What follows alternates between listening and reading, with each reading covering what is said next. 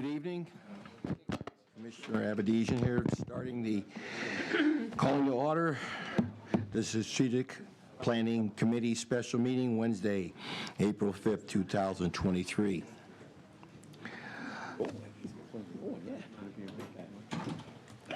Just want to say this runs about 2 hours or a little more, a little less maybe. Let's see what happens.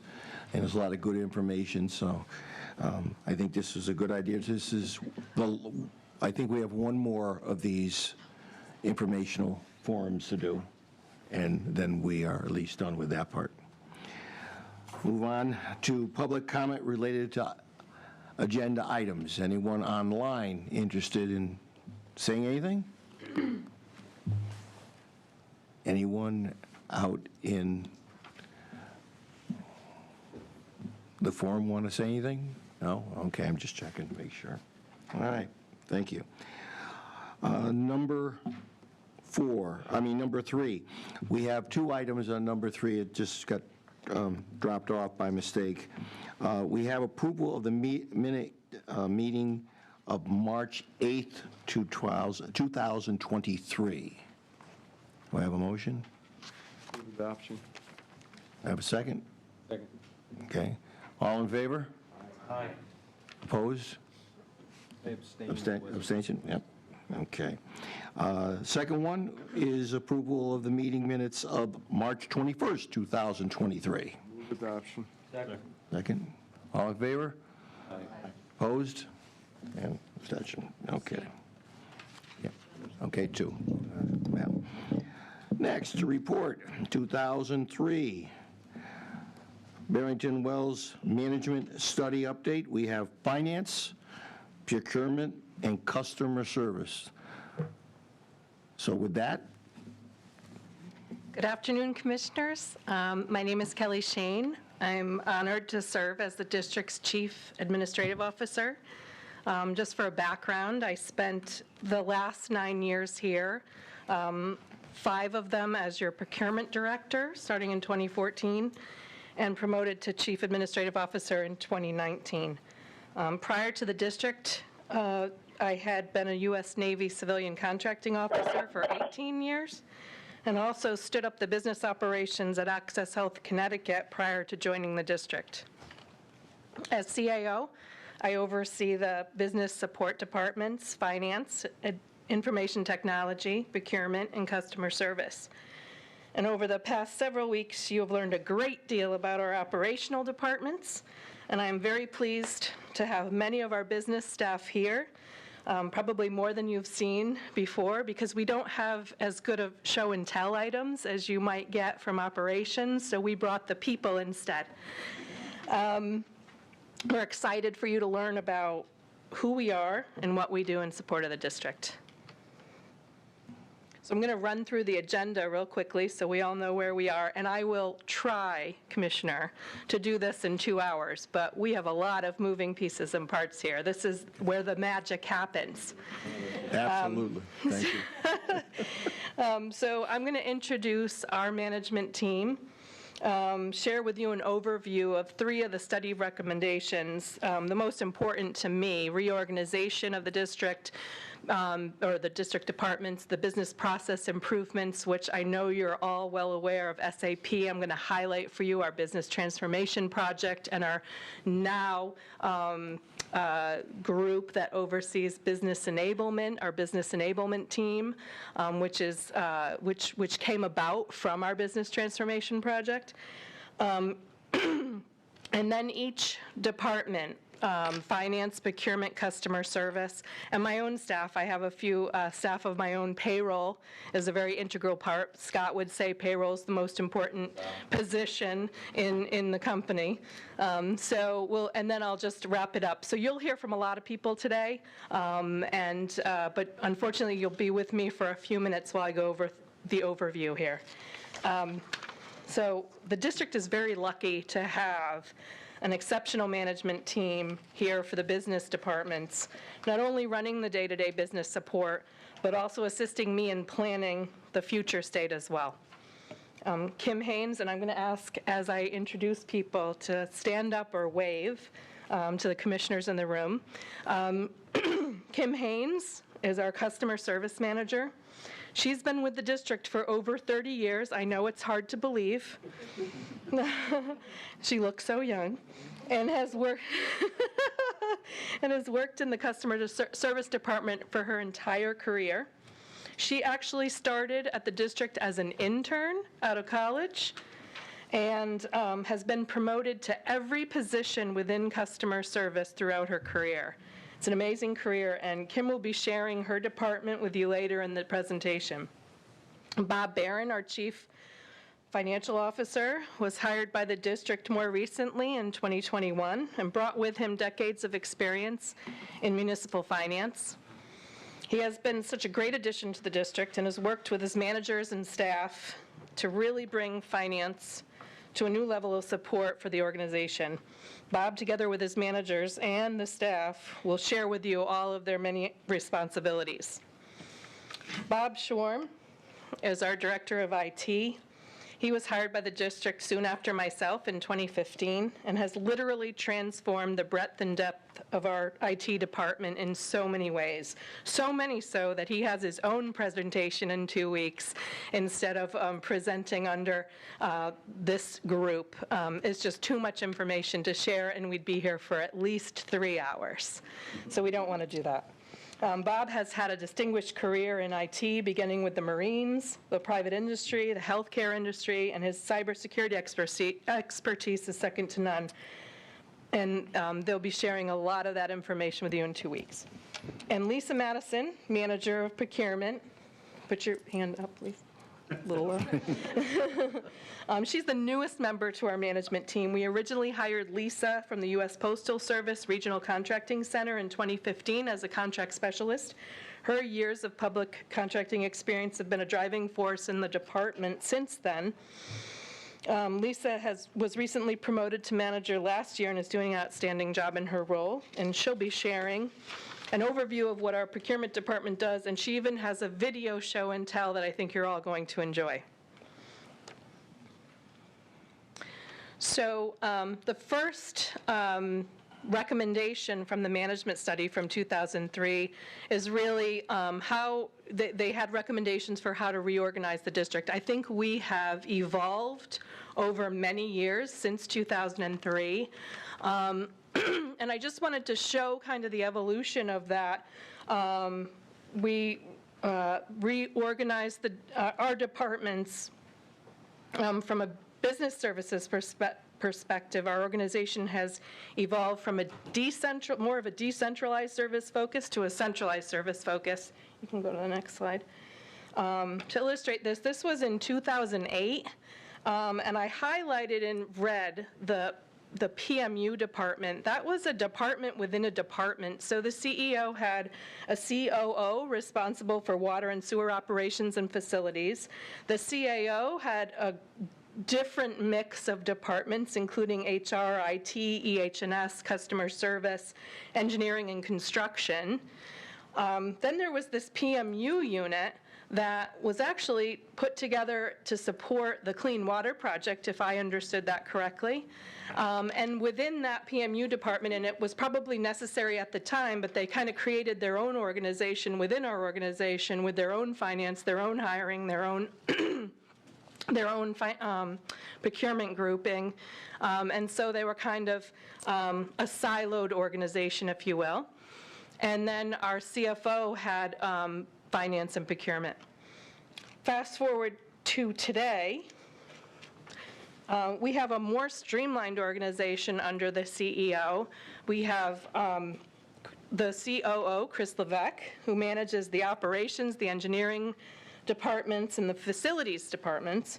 I manage the business, under the CAO, the business operations, the support units to the company. And Chris and I work really hard to ensure our staff collaborate. We have centralized oversight through our managers and directors for each department, and we continue to grow and learn from each other's organizations. I'm just going to take a sip of water.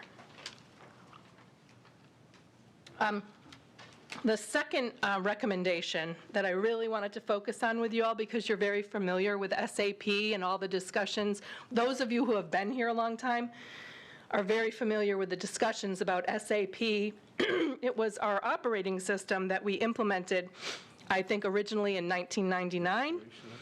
And we didn't do much care and feeding and upgrading to that system for several years.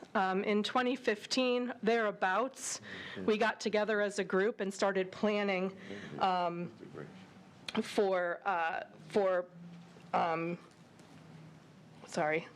re-implement. We ended up having to re-implement SAP, and we went live in January of 2020.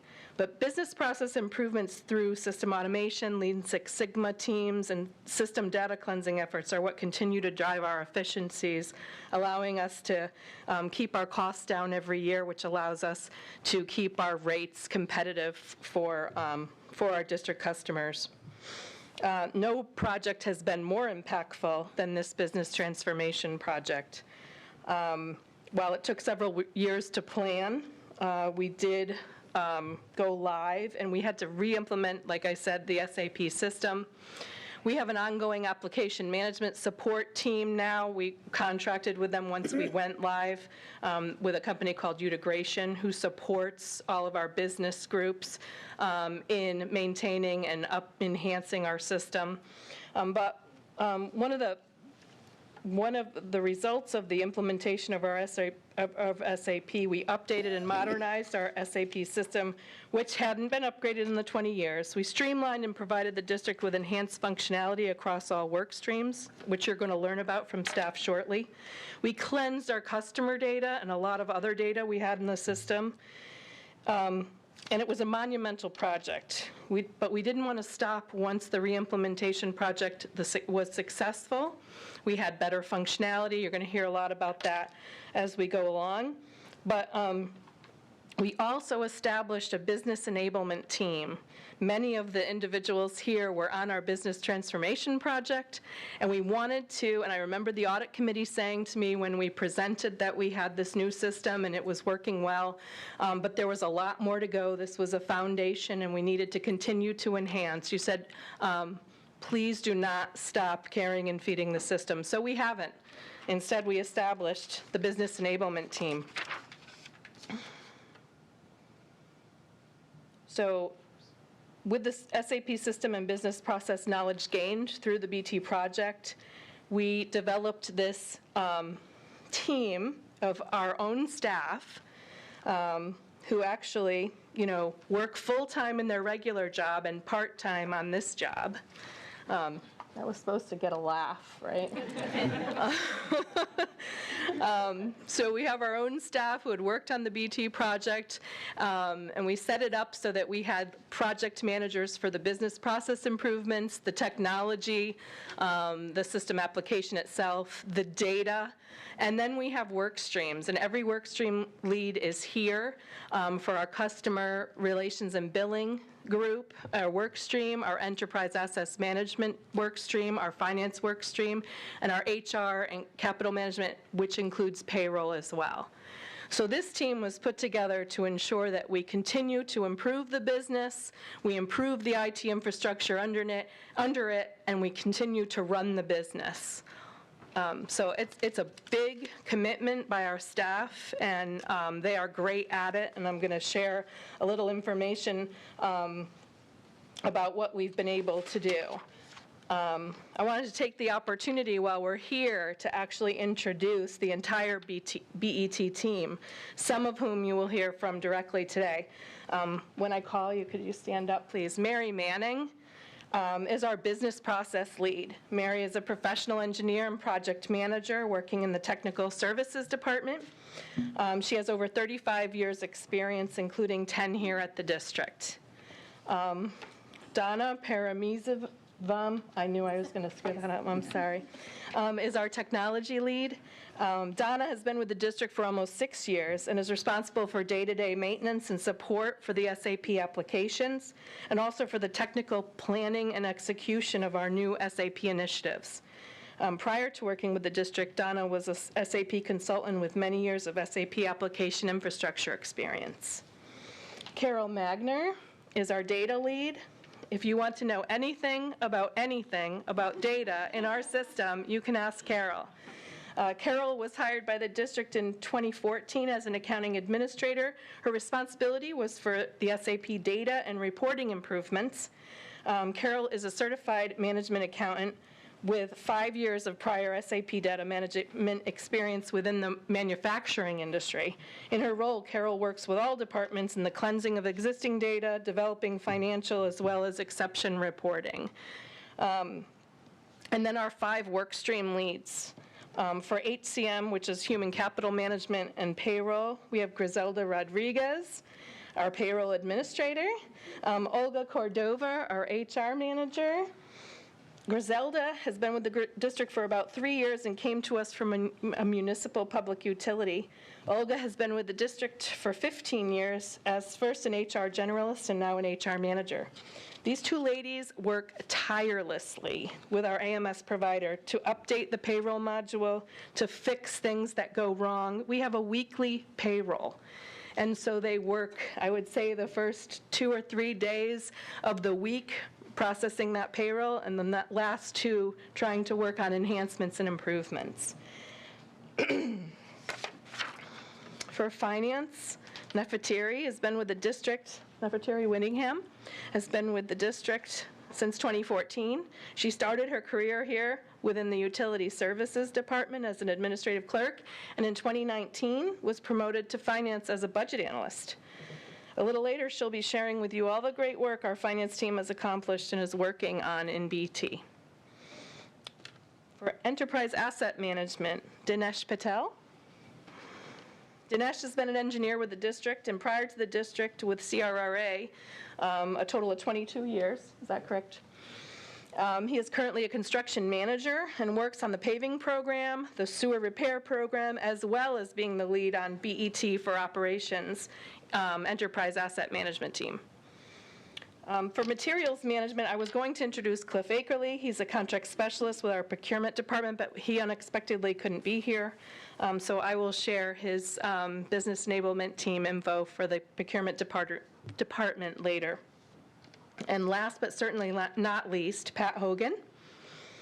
For our customer relations and billing work stream, Pat has been a customer service rep for the past 10 years here at the district. He's worked on the BT project and now the BET team for the last 5 years, and is our go-to resource for changes and automation of customer billing, our coordination with our AMS provider, as well as Kubra, our payment provider, and our bill presentment provider. He'll be sharing our BET efforts during the customer service presentation. So I want to thank everyone here for coming to be part of the presentation. Please know that your continued support to the district is very much appreciated. This team and their enterprise collaboration efforts affect real and positive change, allowing us to do more with less. Just to give you an idea of the amount of service tickets. We use an IT system, a very structured IT system for our changes, our breaks, our issues that we have with with our SAP operating system. We processed since we went live in 2020, we have processed over 4,494 tickets through March 30th of this year. This is a snapshot of 2022. We shared this with Scott. We had 99 tickets carried forward by each of the work streams. These represent, again, issues, tickets, access to the system, and we received an additional 645 in 2022, and they were able to close 657 of those tickets and move forward 87 into this year, 2023. It's an amazing amount of workload when you think of all the work that these folks are doing in their day job to be able to continue to care and feed the system. I'm really proud of that, and I'm really proud of this group. So the last recommendation I just wanted to touch on in the overview is succession planning. I know you've heard this from Scott before, but I will reiterate that our responsibilities as managers and directors is to find our successor. Our focus, especially in our business areas, but across the enterprise really, our management focus has been providing staff with as many internal promotional opportunities as possible. We provide a lot of on-the-job training. We find potential in our staff. We encourage further education. Just as a side note, on the right-hand side of the slide, you'll see that we've been able to, as we've gone along over the years, and this is just my departments, the CAO departments, but we've been able to, at least in the last 4 years, promote as many people from within as we've hired from the outside. To me, that's really important because it shows that we're investing in our staff and we're making sure that they have the career path necessary to meet all of our changing needs on a day-to-day basis. So finding new talent when necessary. Of course, we have to find new talent. Our directors, Bob Barron and Bob Schwarm, are perfect examples of that talent that we needed at the time to support our finance organization, and Bob, our IT department, and we brought them in from outside. But today's managers, underneath them, our middle managers, are mostly internal promotions, and that we're very proud of. We also utilize the professional level trainee position. We have 2 individuals currently who came in as EE3 EE1, I believe, professional associates, and have graduated both to positions within Jim Dignati in procurement as a procurement specialist and JP Avenoso as a senior administrative analyst within our financial control department. We also utilize the college internship program. I know IT takes advantage of that every year and gets great applicants, usually from the University of Connecticut, right? And so it's a great opportunity for kids to get that level of expertise and us to develop people that may end up working at the district someday. So succession planning for us is key to doing more with less, and we spend a lot of time planning and for that. And lastly, our business departments represent only 15% of the total MDC employee population. Over the past decade and a half or so, we've still been able, with all that we have done, we've still been able to reduce our headcount in these in our business areas from 76 to 66 employees. That's a successful reduction in footprint by 10 positions. How did we do that? Through technology and automation, process improvements, job consolidation, retirements, hires, and promotions, and BET, breaking down those silos, working to support the organization through collaboration, process improvement teams, and training. Are there any questions before we move on to? Yes, sir. You mentioned tickets. What do you mean by tickets? Explain the tickets in detail. So we have a very robust ticketing system. It's a software that we use to identify issues or enhancement requests or access requests to our SAP system. In payroll, we may come across a situation where somebody isn't being paid correctly. So there's a glitch, there's a problem. We have to send a ticket into the ticketing system, which gets reviewed and prioritized and dealt with. And we do that on a continuous basis every day. Thank you. So if I may, just to simplify the BET team. Mm-hmm. So we spent $20 million upgrading SAP. And how much of the $20 million is software? Software maintenance. No, software. How much of the $20 million when we upgraded SAP, how much of that was just the software? Yeah, I mean, the software itself was bought previous to the, it was implementation. So how much was the software itself? We pay every year just to keep the software, and How much was the software, just the software to upgrade it? we,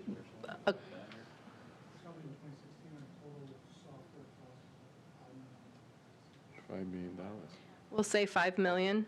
So the software is 5 million, but we could have implemented the software like we did in 1999, just plug it into the computer, download it, and you're done, right? The $20 million that we spent in implementing it is to make sure that customer service and the meter department are coordinated with what they do and what the meter department does, right? To make sure that the information that's received and collected by one department is integrated into another department. And so the whole process of building the SAP is to really have all these people within different departments communicating with each other through the system. So how do you do that? You sit down and say, okay, I talked about my spacer, right? The spacer was really important. How do you implement and install a spacer? What's the steps involved in installing a spacer from a contractor who receives it from the inventory department, who actually is inspected by the utility services command center department, and the customer service department needs to set up a customer service account. So all of those different departments need a piece of that spacer for their own reasons. So you build this system so that it talks to the other departments. And so that's what it cost, and that's a real simple explanation, but that's what it cost $20 million to have all of its staff, all these consultants, build a software such that the business process is built into this new software. And so when there's something not going right, we said we want this to, the flow chart is to go here to here to here to here, and it's not working properly, a ticket's created, as an example, to say something's not right.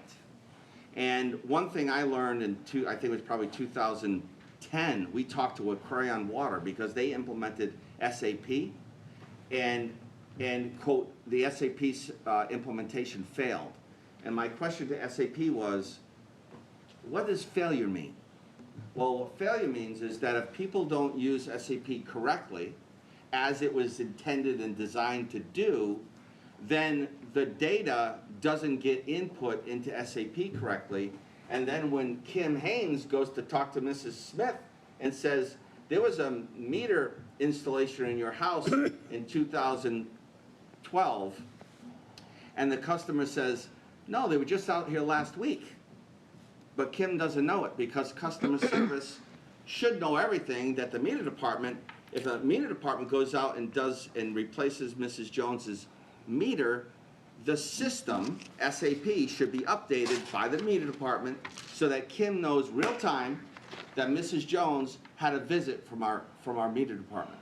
So if that doesn't happen correctly, a ticket's created. There's something wrong with the system. And if you don't maintain that, that's what the BET team is for. If you don't maintain this on a daily, weekly, monthly, yearly basis, the system will eventually do what happened in 1999. It won't work because the data going into it is not correct, it's not updated. So that's my mechanical engineering version of IT. That's about it. That's as far as I can go. Thank you. It's a correction. Yes, sir. Neil was a commissioner, but did you say weekly payroll? Do you issue paychecks Yep. weekly? Yeah, yes, there is. It's called a union. And our unions, we've tried desperately to go to a biweekly paycheck, and our unions have said absolutely no, no, no. We've fought over this for years. But I would tell you, you're probably going to talk about this, and Giselle's been tremendous at dealing with payroll.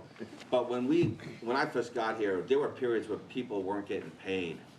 People were not getting paid. Not because the system was crashing, but all of the union rules that we talked about simplifying, every union had different rules, and within one union had multiple different rules.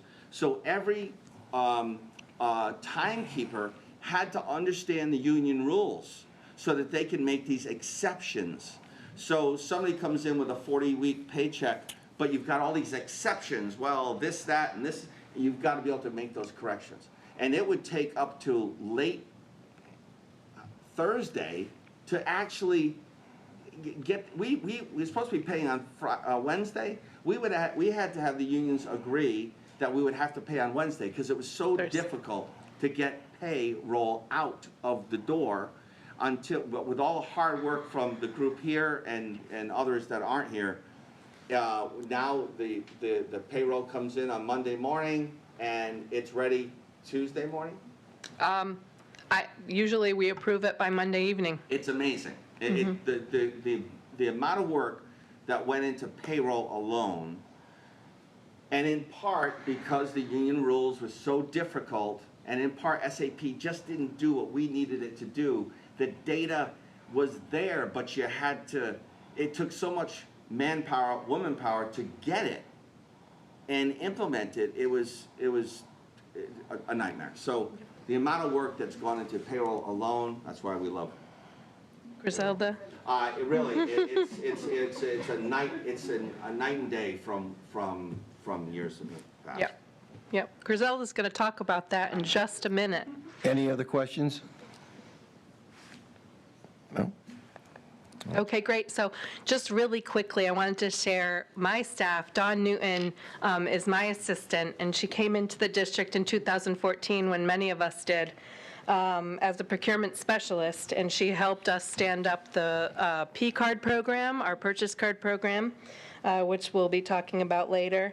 But she also today works with me on managing and coordinating special projects across the enterprise. She also manages our vendor master data in SAP, and as part of that, compiles all the supplier diversity report spend data and reports required by DAS and CHRO. We send quarterly and annual goal reports to DAS and CHRO as part of our requirements. If you just want to flip to the next slide. I really don't want to spend too much time on this, but I did want to give you a snapshot. It's very difficult to meet the goals of our operating expenditures, but we improve every year. Down at the bottom in the red box, in 2021, we were about, I'm sorry, I can't see it from here, 52% of goal. In 2022, we raised that to 60% of goal. Now, the DAS requires a goal of trying to spend up to 25% of all of our available dollars that we spend with contractors with small business enterprises. And these are certified small business enterprises with the state of Connecticut. In order to be certified with the state of Connecticut, you have to have your business headquartered in the state of Connecticut. So it is very difficult, especially with supply chain issues of late, very, very difficult to be able to reach that 25%. We're often buying our materials and other things are from large distributors because we just can't find them from small businesses. We do have some, though. But we've made it to 60% of goal in 2022. But on the positive side, on our CapEx side, we more than exceed our goals. We were actually in 2022 200% of goal. So we doubled what the goal was for us to spend on small business and minority businesses. It's all broken down by type of minority business, women-owned business, but we've spent, and that is by working with our supplier base and our construction contractors, many of whom are actually prime contractors. VMS is an example, construction, where they're actually an SBE today. And so we get 100% of the spend on the contracts with VMS. We get that to be able to report as small business spend. And then I just wanted to touch on one other thing right here, and that is if you see those little orange lines, we also further break down small local business enterprises enterprise spend, and local business enterprise means a company that's actually headquartered in one of our member towns. So we take pride in being able to contract with and record. I think, in 2020, that was the COVID year, that there was a spike in our spend locally. But we spend a good 10 or so, 9 to 10 million each year with small local businesses. So we're proud of these numbers. Dawn does a lot of work to tabulate everything, and we always get great marks from the state for doing so. Mr. Patel. You said you increased the local participation in 2020. Did you have to change the incentives? Are there separate incentives for locals? No, you're just literally a local small business. If you're a small business enterprise certified by the state of Connecticut DAS and you're headquartered in one of our member towns. I think we bought a lot of PPE that year and other things, and we locally sourced. John, what was the other? Some of the other top businesses for local. No, but why we spiked in 2020? A lot of it was the Local PPE? Yeah. Yeah, a lot of it was the local PPE that we purchased because we were scrambling for suppliers of things that we didn't normally buy, and so we were able to buy them locally from small business enterprises. So it was market dictated or market result automatically resulted into this, not with special efforts on the part of the MDC, am I correct? Well, we always make special efforts to work with those who are certified small businesses to maintain their certification with the state of Connecticut. Our procurement department and our engineering department works with our prime contractors that are SBEs as well as our subcontractors. We keep track of who falls off the certification, and we try to work with them to get recertified as soon as possible. We cannot take credit for the dollars spent unless they are certified during the reporting period. So we're very proactive in working with our subcontractors and our small business contractors to make sure they maintain that certification. Thank you. Yeah. Question, are you allowed to go into the federal list? I work with a company that we get small business credit on the federal bid sites, and we bid federal projects around the country, to help you meet where you're saying you had difficulty finding Connecticut certified small businesses. Yeah, unfortunately, to report to the state of Connecticut, they have to be Connecticut certified state businesses, so Connecticut state certified businesses. So we are right now. I think that DAS is working with the feds in the SAM program to utilize the MBE, the federal standards. And as we move towards that, they should be certifying more businesses, which will then allow us to identify them as such. It opens it broad. It will open it much. And I do also want to point out, as far as the Clean Water Project goes, we spend many, many more millions with small businesses and minority businesses and women-owned businesses. Not part of this reporting because we report to the feds. Under our Clean Water Project, typically there's 11% set aside for 6% for minority businesses and 5% for women-owned businesses that all of our Clean Water Project contractors need to meet, and we follow that very closely, but we can't report it to DAS and CHRO because we're already reporting that data to the federal government. Okay. Any other questions? So without further ado, I'd like to introduce Griselda. Since we've talked about her and payroll, I want to introduce Griselda to share with you a little bit about our payroll system. Good evening, Commissioners, and thank you for having us. My name is Griselda, and I'm in charge of the weekly payroll that we have here at the MDC. Our men and women work really hard to keep building our communities, and we work really hard to pay them correctly and on time every week. So most people think of payroll just as the hours per the pay rate of the employee, but it's way more than that. all of those fields that you see on any pay statement, from the date, the hours, the taxes, any deductions, all of them are subject to different laws. So we had to comply with Department of Labor laws, IRS regulations. We had to comply with the state regulations. Also, we comply with our 3 unions contracts, and we also have our internal regulations for controls that we need to comply. All of those regulations, we need to set them in our system, and it has not been an easy process, but thanks to different changes that has been done in the unions, like this year, we are improving and making many changes to being able to utilize our system and to improve our payroll, making it so much easier process. Thank you. So in the BET team, some of the improvements that we have accomplished since 2020 when we went live with the implementations. So we have a streamlined process, and now we have less staff involved in the process. Now it's mostly done by me and few people in finance and some people in HR.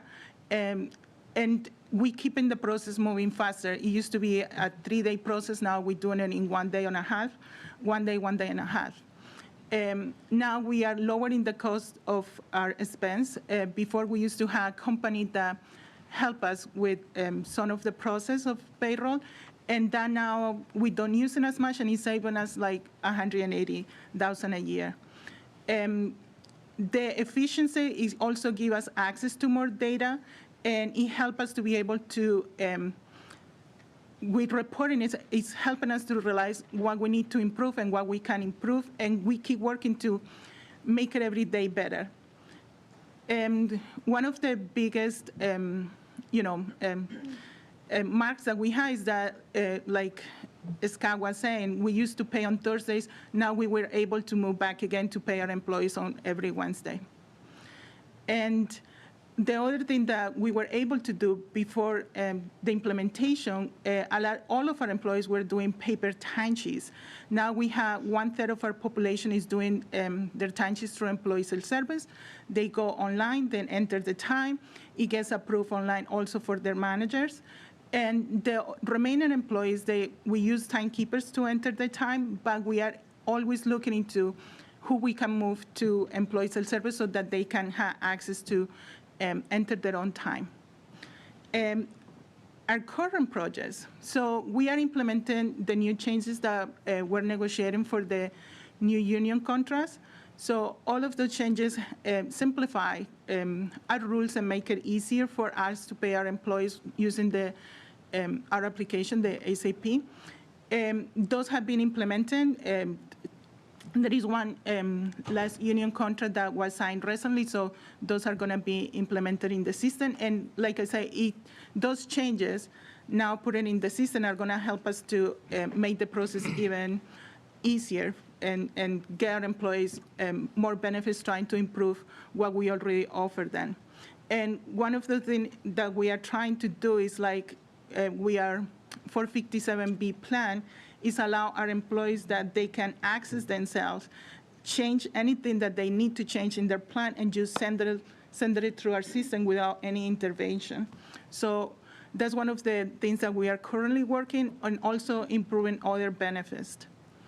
And our future goals, we keep working on improving SAP. We are looking into bring a solution, cloud solution that is what is coming, and we will need to get up there with everybody else. And also to offer a better employee self-service that gives the employees more options on how to manage by themselves their benefits without having to need anybody to help them, but that they get it done themselves and they can see what changes they had done any time that they need to do so. And we also look to work with operations. A lot of our employees that work in the field, they work through work orders. So we're looking into work with them so that the information that is put on those work orders come directly through payroll and go through billing, so there is not any intervention and is done all by the system. So those are our three main goals for the future. Questions? Yes, do we have an estimated cost savings if we went to a 2-week payroll as opposed to a 1-week payroll? First question. And the second one is, what seems to be the argument for not going to a 2-week payroll by the unions?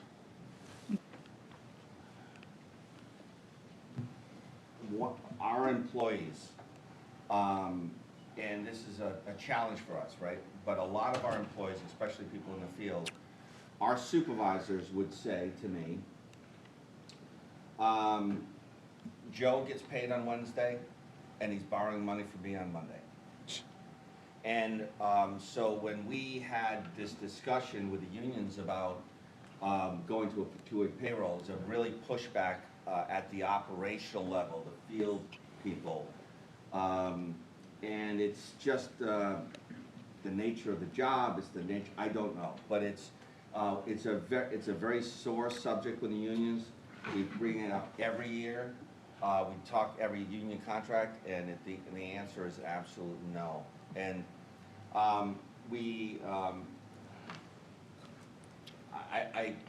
that's all I can tell you is that's real, right? They have a difficult time managing their money, and whether it's young people, I don't know, but it is a real issue for them, and that's why we have had challenged going to a 2-week payroll. Prior to the SAP upgrade, we would tell you it would have saved us a lot of money. And today, I would bet it would say it's not going to save us as much money because of all the improvements with SAP, but is that fair to say? Yeah, I would say that our costs are pretty fixed right now. It's just labor time and ability to spend more time enhancing the system than actually, because we're doing the processing every week. But as you see up on the slide up there, we had a contract with ADP before. We had a dual payroll system before we re-implemented SAP. So we would process the payroll, and I know Carol knows this better than anybody. We would, and obviously Olga too, we would process the payroll in SAP, send it to ADP. ADP would send back their reconciliation, and we would then have to reconcile it. So it's almost like having two payroll systems and trying to do that all in a day or two. Very time-consuming, many more people involved in the payroll at that time because we needed multiple people in finance. We needed our payroll administrator. HR was involved sometimes when things didn't match up. So I would say we gained so much with the new system, specifically in payroll, and that's why we wanted to spike that out and share it with you. Does the district have a credit union? We do, yes. Because that helps, like some of these Yes. people with their payments and things, they can, Yes. manage their. Yes, we do have a credit union, and we even had a company come in. You've probably seen the ads on TV where they'll let you borrow money, which is dangerous, but they'll let you borrow money like midweek if you're short, and then you pay them back. They came to us, we brought it to the unions, we let the unions review it, and they said no, which I think was the right decision. But yeah, it's just the nature of the job, I guess. I don't know, but it's been a topic for a long time discussion. Any other questions? Quick comment on those payday loans. I absolutely agree. I do not think the MDC should be involved in any way, shape, or form in supporting payday loans. On the payroll issues, how many people get their paychecks direct deposited? All of it but one. Oh, two. All of our employees get direct deposit, but two employees, yeah, Except for two people. yeah. And we've been trying with those two people. Well, one of them is They want it weekly. one of them is a student, is one of an intern. So, and the other person we're working on it. We had, years ago, I mean, and this has been evolving, you know, MDC, like a lot of utilities, men and women working in the field, and they're just, a lot of set in their own ways, but there were things that we would pay, like meal allowances. They would get a separate check, and they wanted that separate check because their spouse didn't know there was a separate check. That's a real question. And so we've really evolved, you know, over the years, compared to, you know, 10, 15 years ago, and it was a different world. But that mentality still is here, you know. We have gained a ton from the new union contracts as Yeah. far as simplifying administration. Now we're working with our AMS provider to unravel some of the logic that was in there before. So we're very happy with where payroll is. There's always a glitch here or there, but Griselda and HR, Jamie and I work very closely together to make sure that we're doing right by our employees and also making sure that check is in everybody's direct deposit on Wednesday morning. Questions? If there are no further questions, I am going to turn it over to Bob Barron and our finance department. I think this is on. No.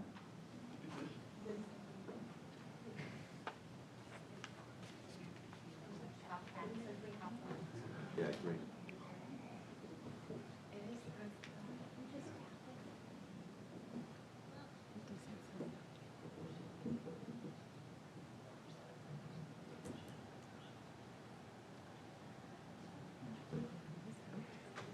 You know, I have a loud voice, but I'll ask my staff to use the microphone because I'm sure you can hear me. My name is Bob Barron.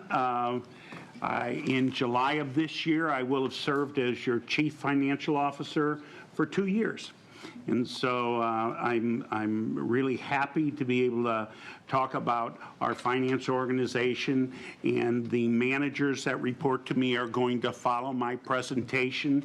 What you see up on the screen is the first of 11 slides. We've practiced. We'll knock it out in 40 minutes. So 5:30 is what I'm shooting for. And so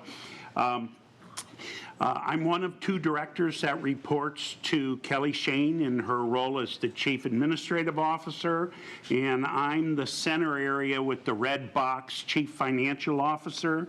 You'll see that I have 3 distinct departments, budget, financial controls, and treasury. And I have the privilege of working with the employees that are pictured in this slide. And I'd like to introduce them to you now. From left to right, we have Tra Fan. She'll be speaking right after me. She's our controller, and she manages the financial controls department.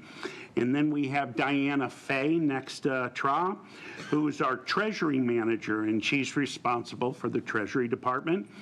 And then Lisa Remsen, who is the budget manager responsible for the budget department, and also reporting to me, those were the 3 managers that are going to speak, but also reporting to me is Carol Magner-Mitchell on the far right, who is an accounting administrator and our data lead. She was actually introduced earlier as part of the BET team.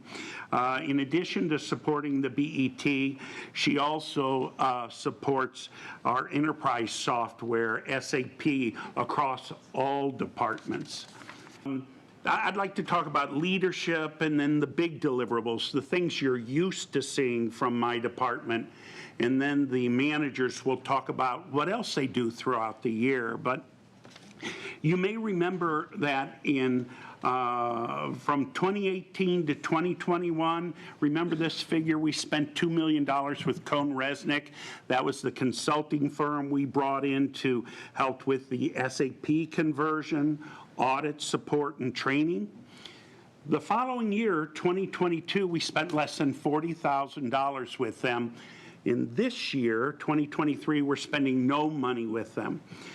And as grateful as I am for the investment that the MDC made with Cone, as they helped us create policy and procedure manuals for each one of our departments, I think the greatest success is the leadership in the finance work group, because these folks have taken the tools that were developed during that upgrade, and they've worked to make each of their departments more effective and efficient. And what I think is important is that they accomplished this with the majority of the same staff that was here before we engaged the consultant. So essentially the same staff, new leadership, and we've made a tremendous amount of great progress within the department. So let's talk about the big deliverables now.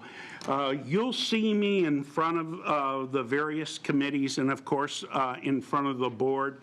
It's funny how these three departments pretty much chew up the 12 months. For the big deliverable for financial controls is the annual audit. Our fiscal year is a calendar year, so it ends in December. And we begin the audit process in January and then deliver this annual audit in about May. As a matter of fact, in the next couple of weeks, we'll be producing the audit for last fiscal year 2022. So we have copies. We're going to pass that around so you could take a look. And let's see, is there anything else I wanted to say about the, yes, no, that was it. and then almost immediately following this audit effort, we start with the Treasury Department looking to raise money for all of our capital projects, $100 million plus every year, that we have to go out to the markets and borrow money to be able to support those. That process begins with the development of an official statement, and we do that in June. And then we do a preliminary official statement. This is the final one. A preliminary official statement at the beginning of June. At the end of June, I'm before our rating agencies. S&P and Moody's are who we use. And then I get a rating. I sell those bonds that you've authorized me to go to market on in July, and then we close in August. We bring the money in August. So this next little handout is the final official statement, and I have with the little yellow tab at the bottom of it, you'll see the $86.2 million worth of projects that you authorized me to borrow last year.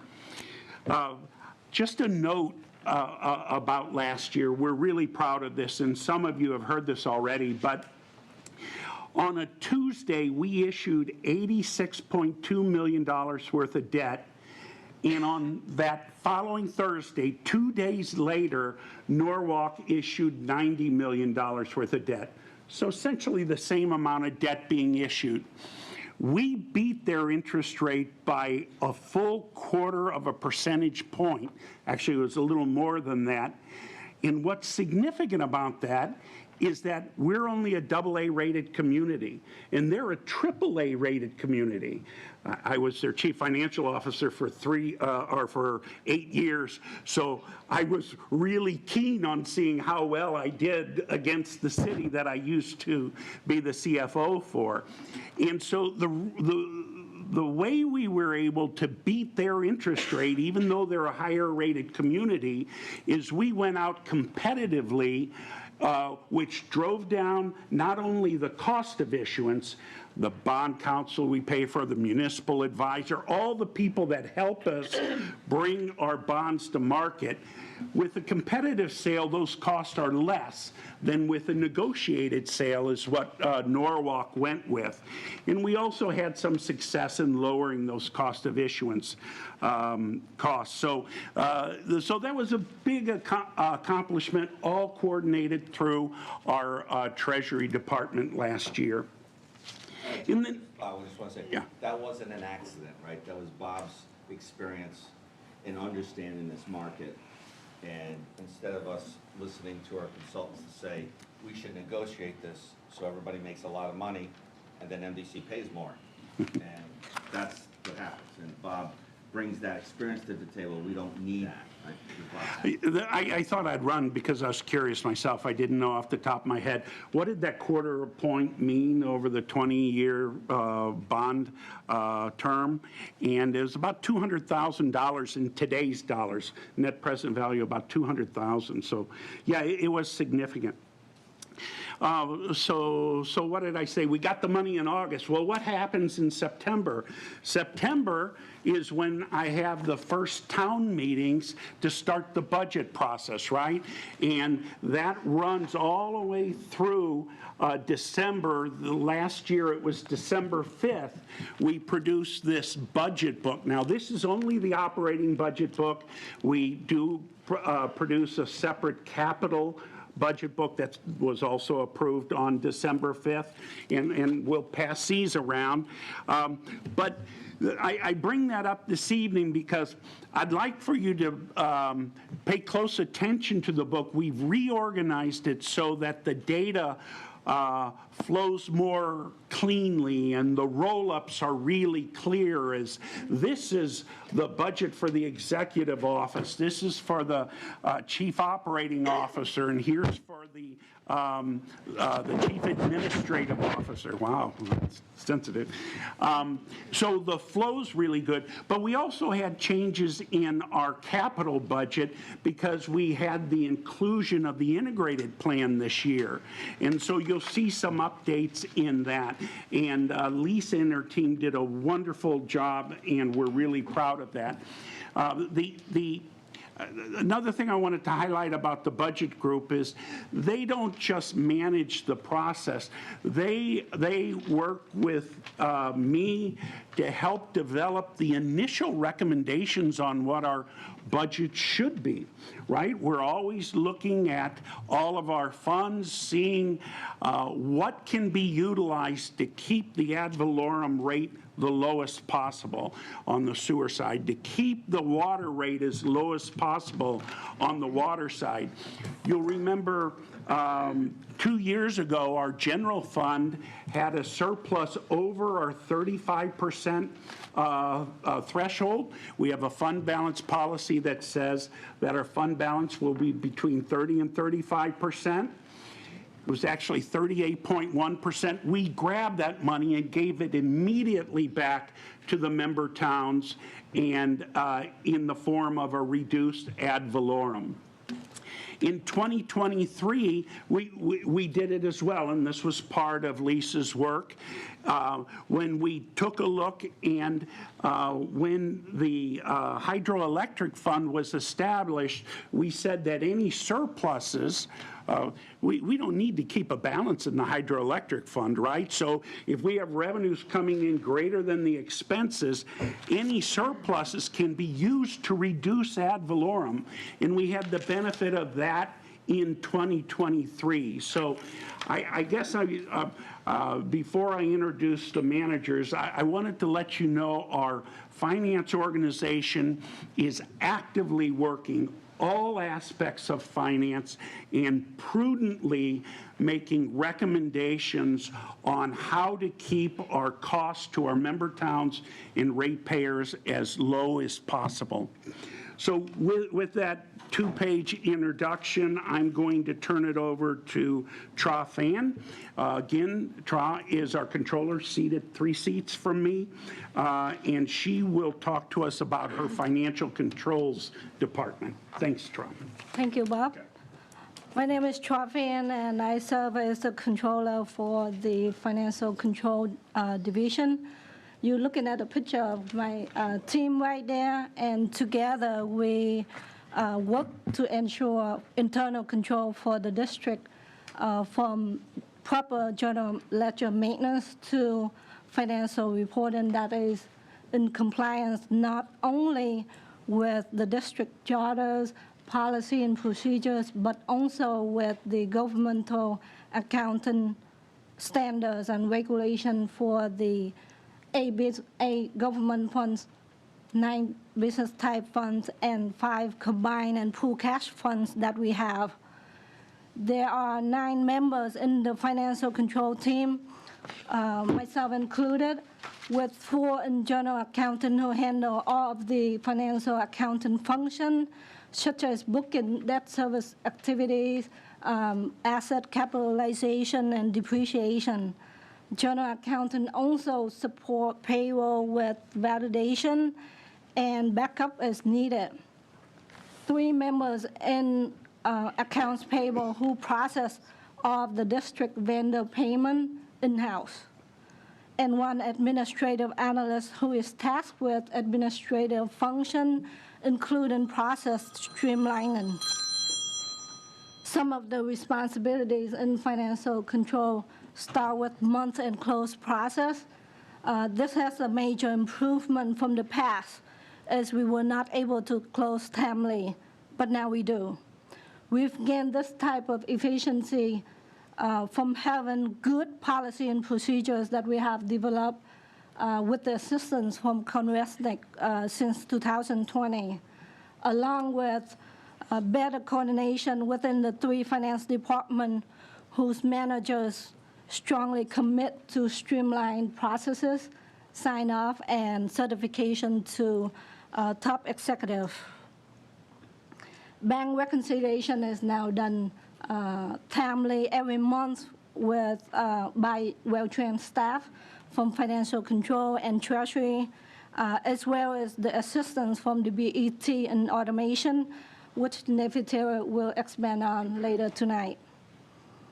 For capital outlay for the audited fiscal year 2021, about $100 million in capital outlay were tracked. And once the projects were approved by the board to close, they were capitalized and depreciated monthly, providing a more accurate picture of the financial on a monthly basis. For accounts payable in 2022, on average, about 1,100 invoices for approximately $7.5 million were processed. 75% of this volume was operating expenditure, whereas the rest was capital project related. That's a monthly number, right? Yes. Yeah, 1,100 a month. Overall, finance worked very well together to commit to audit planning and deliverable every year. Hence, always a timely and clean audit. Thereby, the district was able to achieve the Excellence in Financial Reporting Award from the U.S. and Canadian Government Finance Officer Association, also known as the GFOA. And by the way, our financial report is available electronically on the MDC website. In addition, financial control also embraces the district overall goal with continuous improvement through the BET enhancement, with some of the current project being open text workflow automation, journal entry workflow within SAP, financial statement and schedules within SAP, and capital reporting and reconciliation. Well, thank you. Next up, I give you Dinah Fay, and she will speak about her Treasury Department. Excuse me before that. Any questions other than you? Comment, right? Yes, sir. Go ahead. Just congratulations on getting the award. Thank you. Could you just say, it's really important, month-end close. Before we hired CONRESNIC and before this team, this team, as Bob said, is the same team. So think about this. Before CONRESNIC, we spent $2 million, same team. And it took the MDC about 60 days or more to close the month. This team is looking for leadership, right? And they got leadership from promoting people within the department that knew how to do this the right way. And then and Bob, obviously, and Kelly bringing and continuing that leadership is really, same team, 60 days, and now it takes you 15 days or so to make your closing. The latest, Okay. by latest, Okay. the 15th. 60 days, 12 days, same team. Leadership. It's all about leadership. Hi, I'm Diana Fay. I'm serving as the manager of Treasury. The Treasury staff is made up of 11 team members, including myself, with 4 primary divisions. I have 3 staff members in cash management, 1 in insurance services, 1 in special revenue billing, and 5 in receivable management. Oh, and the picture of the team is right on the screen there. So I'll begin with giving an overview of the responsibilities of each division, starting with our cash team. The cash team's primary objectives are to maintain liquidity by managing our cash flows. We start by collaborating with our engineering department to project borrowing needs of capital spend, typically within the next 2 years. We make sure that our debt payments are made on time and in accordance to our debt schedule. We also manage the submissions of grant and loan reimbursements to our state agencies.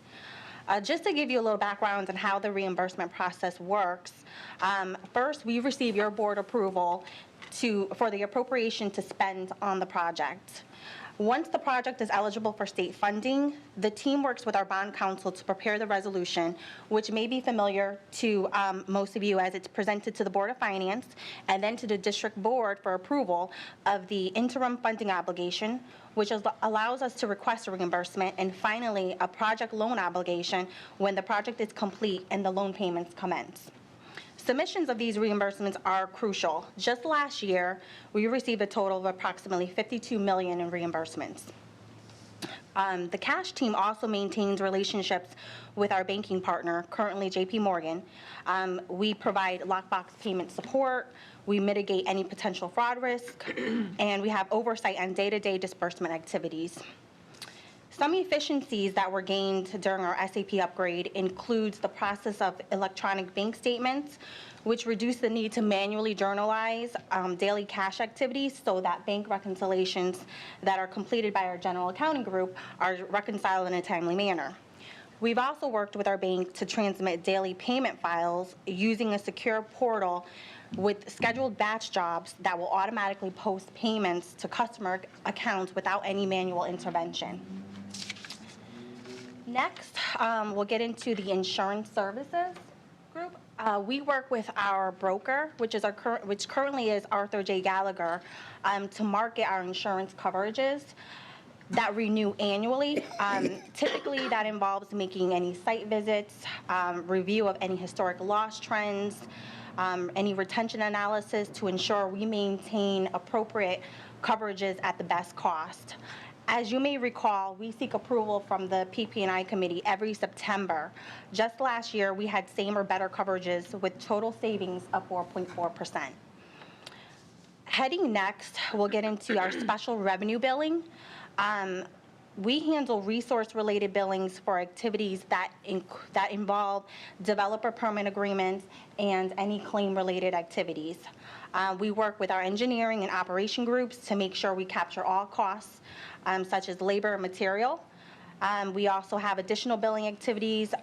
We bill the Department of Transportation for construction of road work. We also handle the septic, sludge, and grease billing, as well as assessments. We've made several improvements in the special revenue billing area. Some of the improvements include creation of an account indicator so that we can easily identify billable jobs. We've also automated some of our resource-related billing by using an upload instead of manually inputting these costs, essentially reducing human error while increasing the accuracy of our billing documents and making them visible to our customer service staff.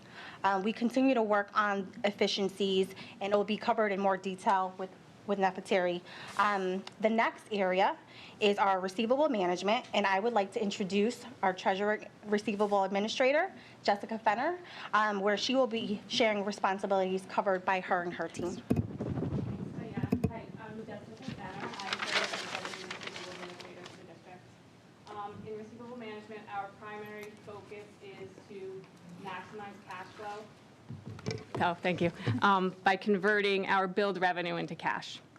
Over the past few years, as the culture in our finance department evolved, we received more support and encouragement to focus on pursuing process improvements.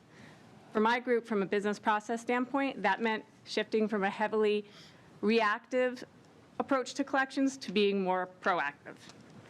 In addition to this, we needed to find efficiency. In order to do this, we needed to find efficiencies within our current processes so that we could use our time in a way that added more value to the MDC and, more importantly, to our customers.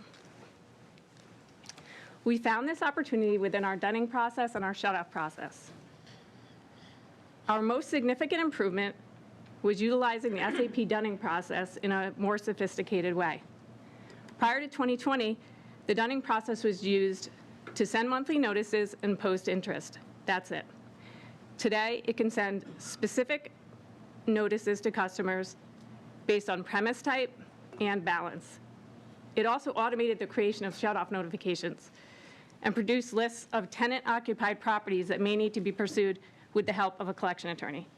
This has eliminated many manual steps and processes.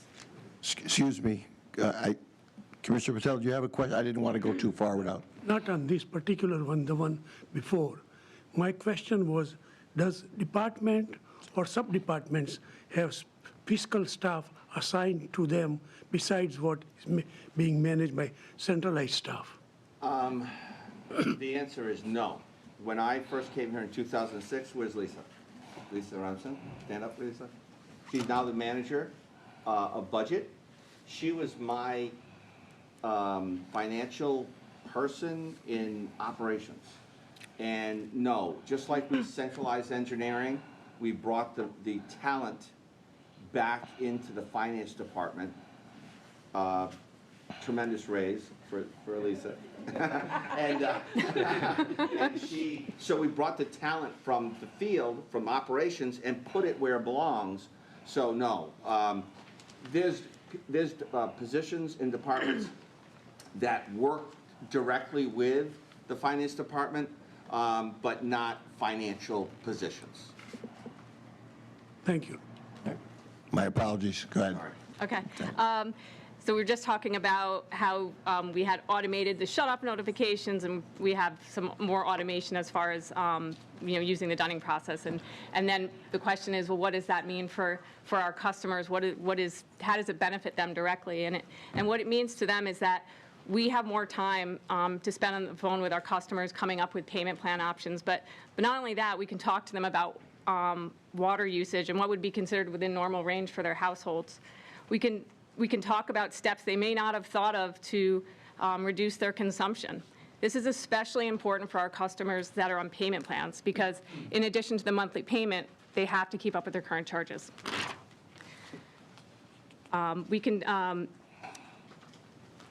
In order to keep that active. So small changes in a customer's daily habits can really help. Things like using the dishwasher instead of washing your dishes by hand, or just taking shorter showers. We also can discuss how to use their monthly bill as a tool for identifying abnormal usage or leaks. It may seem obvious to a lot of us in this room, but many people either don't know their toilet is running, or if they do, they don't know how it's seriously impacting their bill. They assume the bill is high because of the rates, and that's not the case. We also make time to provide information regarding financial assistance for our customers experiencing hardship. We routinely work with social services departments in many of our member and non-member towns to assist in providing information to caseworkers so that they can work with their residents so they can apply for Operation Fuel grants and for other hardship funding that's available through the towns. In addition, over the past year, we've been working very closely with the community renewal team to assist them with getting customers approved for the low-income housing water assistance program.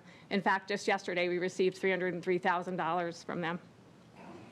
In conclusion, our goal is to help our customers see the value of prioritizing the payment of their water bill.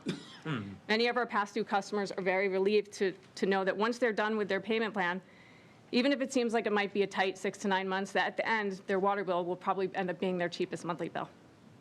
For the upcoming year, we will continue to challenge ourselves to find efficiencies, and we will do things in a smarter way. If there's no questions. Commissioner Patel, do you have a? That's it. Oh, I'm sorry, go ahead. Do we have the same kind of outreach and communication with, let's say, with landlords of multi-unit buildings? Because I hear that a lot, and I don't, like they're having trouble with their tenants, but since since their tenants are not paying for the water and they are, there's that disconnect. And I'm just wondering if we have that kind of, outreach. We do. Well, as far, are you talking about like financial assistance? You're talking about our communication internally to the customers that are? I think you've got a bunch of great ideas about helping the individual customers, like check your toilets, make sure they're not running, if you have leaks that are out of control, that it's not the rate, it's what's happening in your home with the water. But that could also translate to, the landlords, the large landlords, who may be seeing these large water bills, and complain, but they don't realize that there are other things going on that maybe they can take care of. That's a good point. Yeah, I actually do. If I talk to a landlord and they're having issues like that, I do ask them if they're sure that there's only 2 people living in the home, because a lot of times they think there's 2 people, but there's 5. And so that sometimes can explain the gap in the water usage. Or yeah, or 11. And also just, if you are a landlord and you have a rental property, it's a good idea to maybe include in the lease that you have the right to check the property once a year for toilet leaks, and also for them to have communications with their tenants about an open communication, because if you have people that live in the property that have never owned a home and never paid a water bill, they might not know that a running toilet causes that much damage to a water bill. So they might not think to tell the landlord. So it's really about encouraging them to have open communication too with their tenants. Thank you. A running toilet, 5 gallons a minute for a month is $5,000.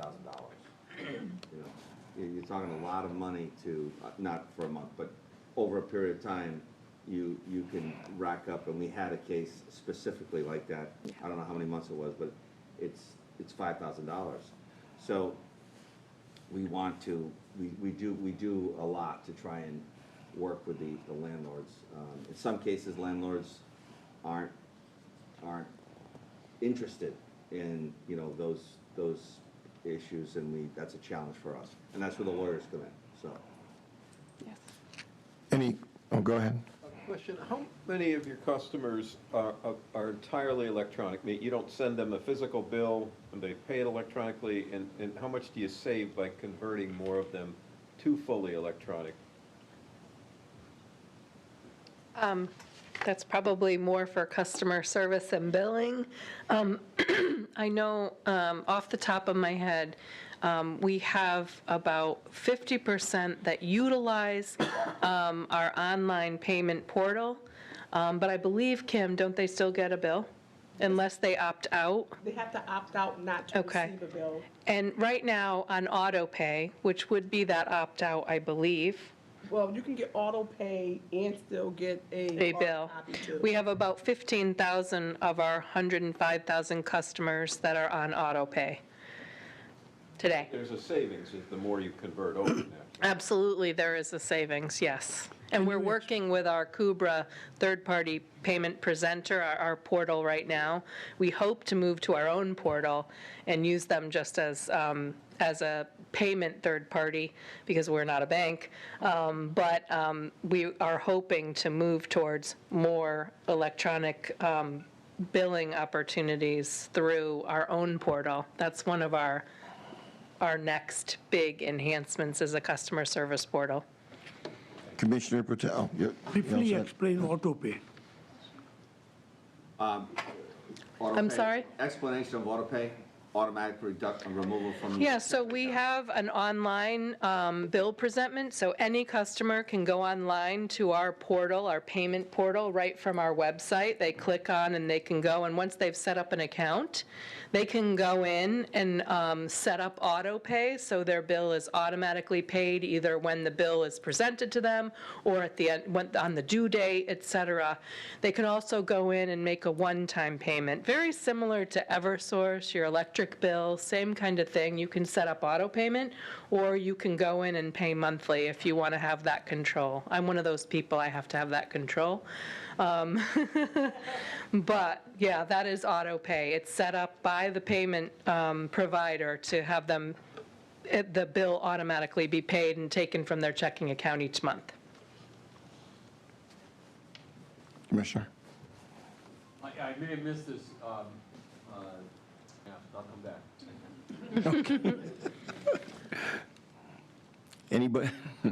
Anybody else remember the question? Yes, Mr. Bizzardo. I don't remember his, but I do remember mine. So how long is a customer allowed before, I guess, the shut-off process starts? Is it based on months, or is it a dollar amount? It's both, essentially. Yeah, I mean, you need to be past due, and then, a certain dollar amount. If you owe 100, you probably would be okay. So there isn't a specific time where... Just the 3 notices? Yeah, you'll get a minimum of 3 notices. Most people get even more than that. Okay. But you would get a shut-off notice prior to shut-off. And then you said there's a process by which they could come up with a payment plan, having to pay the bill along with the agreed amount. Yes, so you have to keep up with your current charges. Yes. And pay your monthly payment plan amount in order to keep it active. It's all managed in SAP. Okay. So SAP is looking for you to make your payment of your current charges and your payment plan in order to keep it active. And Any interest charged on the delinquent balance? Yeah. There is? Okay. And that's kind of hard for a customer to catch up, isn't it? We work with the customers on what we think that, we do have our guidelines, but we work with them on what, it's a conversation. So we talk to them about the bills, and that's where the usage comes into play too. If they're saying, I can afford $500 a month, well then $500 a month means you're probably going to have to use less water, because you're going to have to keep up with your current charges and your payment plan. So it's a conversation about that. What's the interest charge? It's 1% of the past due balance. Per month. Per month. 12%. Past due taxes are 18% municipal taxes. So. Thank you. And if I can add, I would say 3 to 4 years ago, our average shut-off bill was in the $1,000, $1,500 range. And now it's down to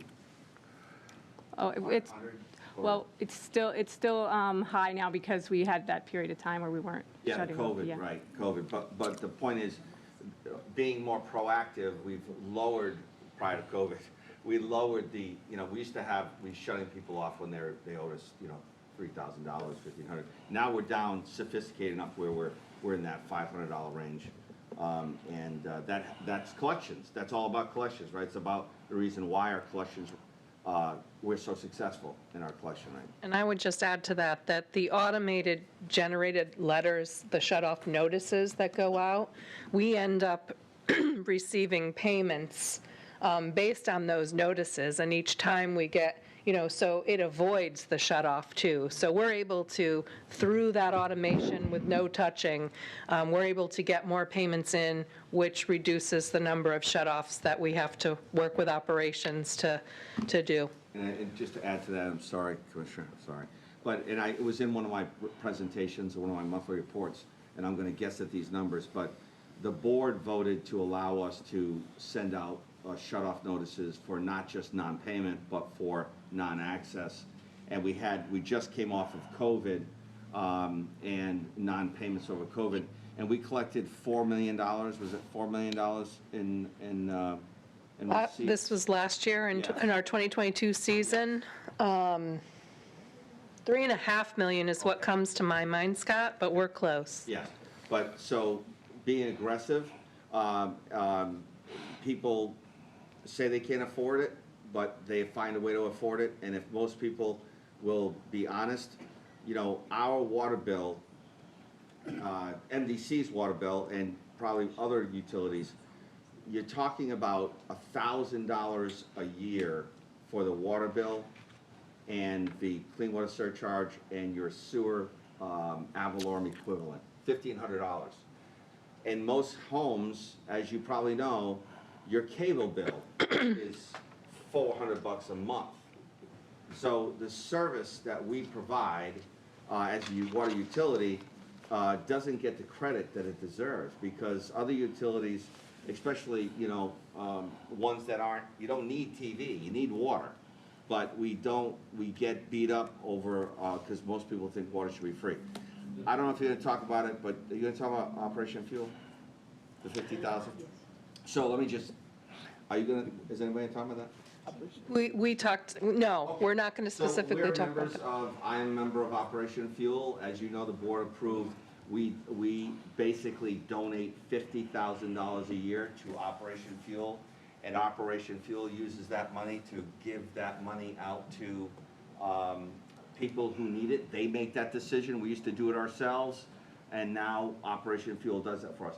We're also, as part of our new banking RFP, we've been trying to add $1 to our bill. So you want to donate $1, donate $5, donate $10. We couldn't do that with the banking system that we had, and now we were going to be adding that at our dollar. We are adding that with we are transitioning right now to JP Morgan Chase, so it's not quite ready yet, but we are transitioning to that. So that'll help our customers with, as you know, Operation Fuel, they don't just deal with water, mainly deal with electricity and oil. But this at our dollar will be specific to our customers for their water bill. All set? I think we're going to introduce Lisa Remsen from, thank you, Jess, by the way, thank you. I remembered my question. Yes, sir, go ahead. I was just wondering if our software is such that it notices an aberration in your monthly bill. If somebody does have a leak, you don't, it's not an individual looking at it, but it's something automatic in the system that sends a notice out. I think today it is based on, and Kim is going to talk about this during the customer service and billing discussion. Today we have an implausible list that SAP produces that we look at every day prior to the bill going out. We do that, review it manually. We have billing analysts that do that and identify any. In the future, with our AMI that Chris talked about and our next generation of meter reading, we're going to be moving to real-time meter reading where we'll have access to a portal, and eventually our customers will also have access to that same portal for actual real-time, well, within 2 hours, 2-hour readings. It's uploaded every 4 hours. 4 hours, sorry, I'm ahead of myself.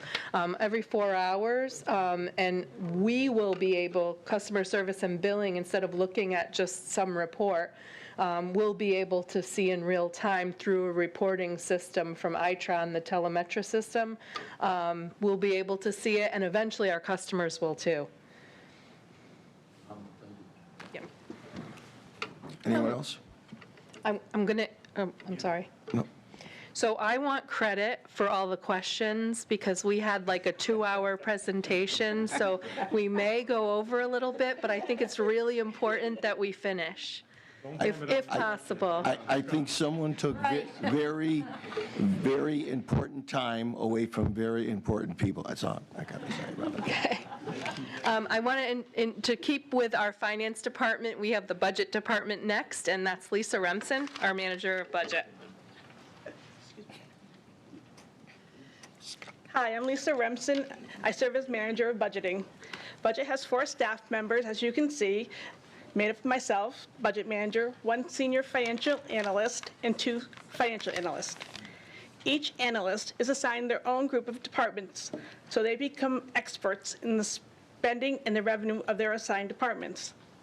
The analysts work to cross-train each other in case of increased workload or special assignments that may arise during the year. They handle all aspects of SAP funds management. We assist with the financial month-end and year-end close, and we work with the Chief Financial Officer to develop preliminary budget recommendations. We construct the annual operating and capital budget books, and we have incorporated new changes that promote transparency and logical flow, as well as incorporating the integrated plan into the capital budget for 2023.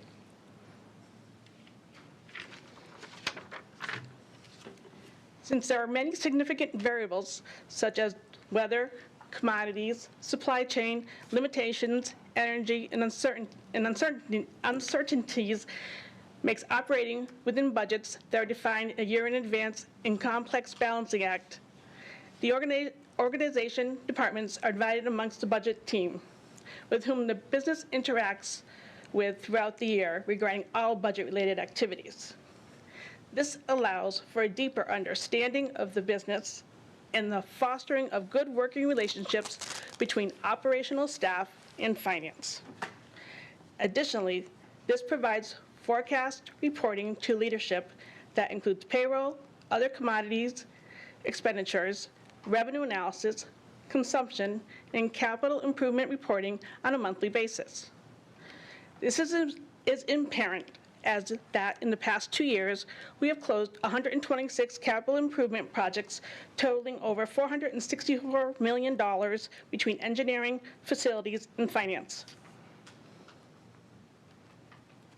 We meet with our departments monthly to try to mitigate forecasting challenges such as budget increases that occur during the year. These could include price increases that have occurred, such as water treatment chemicals, gas, electricity. In order to solve these increases, budgeting staff continues to effectively look for ways to improve our processes by having an open forum amongst the departments to brainstorm and problem solve. By doing so, we are able to lessen the impact on current and future budgets. We use historical trends and current pricing from projected costs for commodities and services provided by procurement. The list contains contracted pricing for uniforms, oil, gas, diesel, and chemicals. This enables the operations and budgeting staff to have the tools to develop and maintain a sound budget. Any questions? I'm going to turn it over to Nefertiri, who will further discuss the BET support that finance gives to everybody. Thank you. Thank you, Lisa. In addition to being a financial analyst in the budgeting department, I serve as the BET workstream lead. I found that my experience in operations has assisted many cross-functional activities within this project. As you guys have already heard from Kelly Shane and other members that's already presented, BET's primary goal is continuous improvement. I want to share some highlights from our Go Live accomplishments. The first being, we've optimized financial reporting. By doing so, we restructured the general ledger to reduce account redundancies, and we enhanced financial controls for reporting and year-end audit, as discussed by Trafan and Bob Barron. We've enabled automatic fund distribution for our combined fund centers. It was a manual process that took hours to complete prior to go live. And lastly, we've enhanced business processes.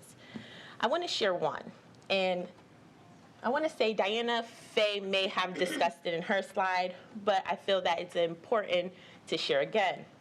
We've enhanced collection activities by integrating the special revenue billing onto the water utility bill, allowing our customers more visibility on their bill. Prior, the customer would receive 2 separate bills, so now we have everything comprised in one bill. Again, continuous improvement. These are some of our current projects. Again, as Jessica Finner described in her slide, we've increased efficiencies within dunning and shutoff processes. We've utilized SAP workflows to trigger different steps within the process, reducing the manual intervention.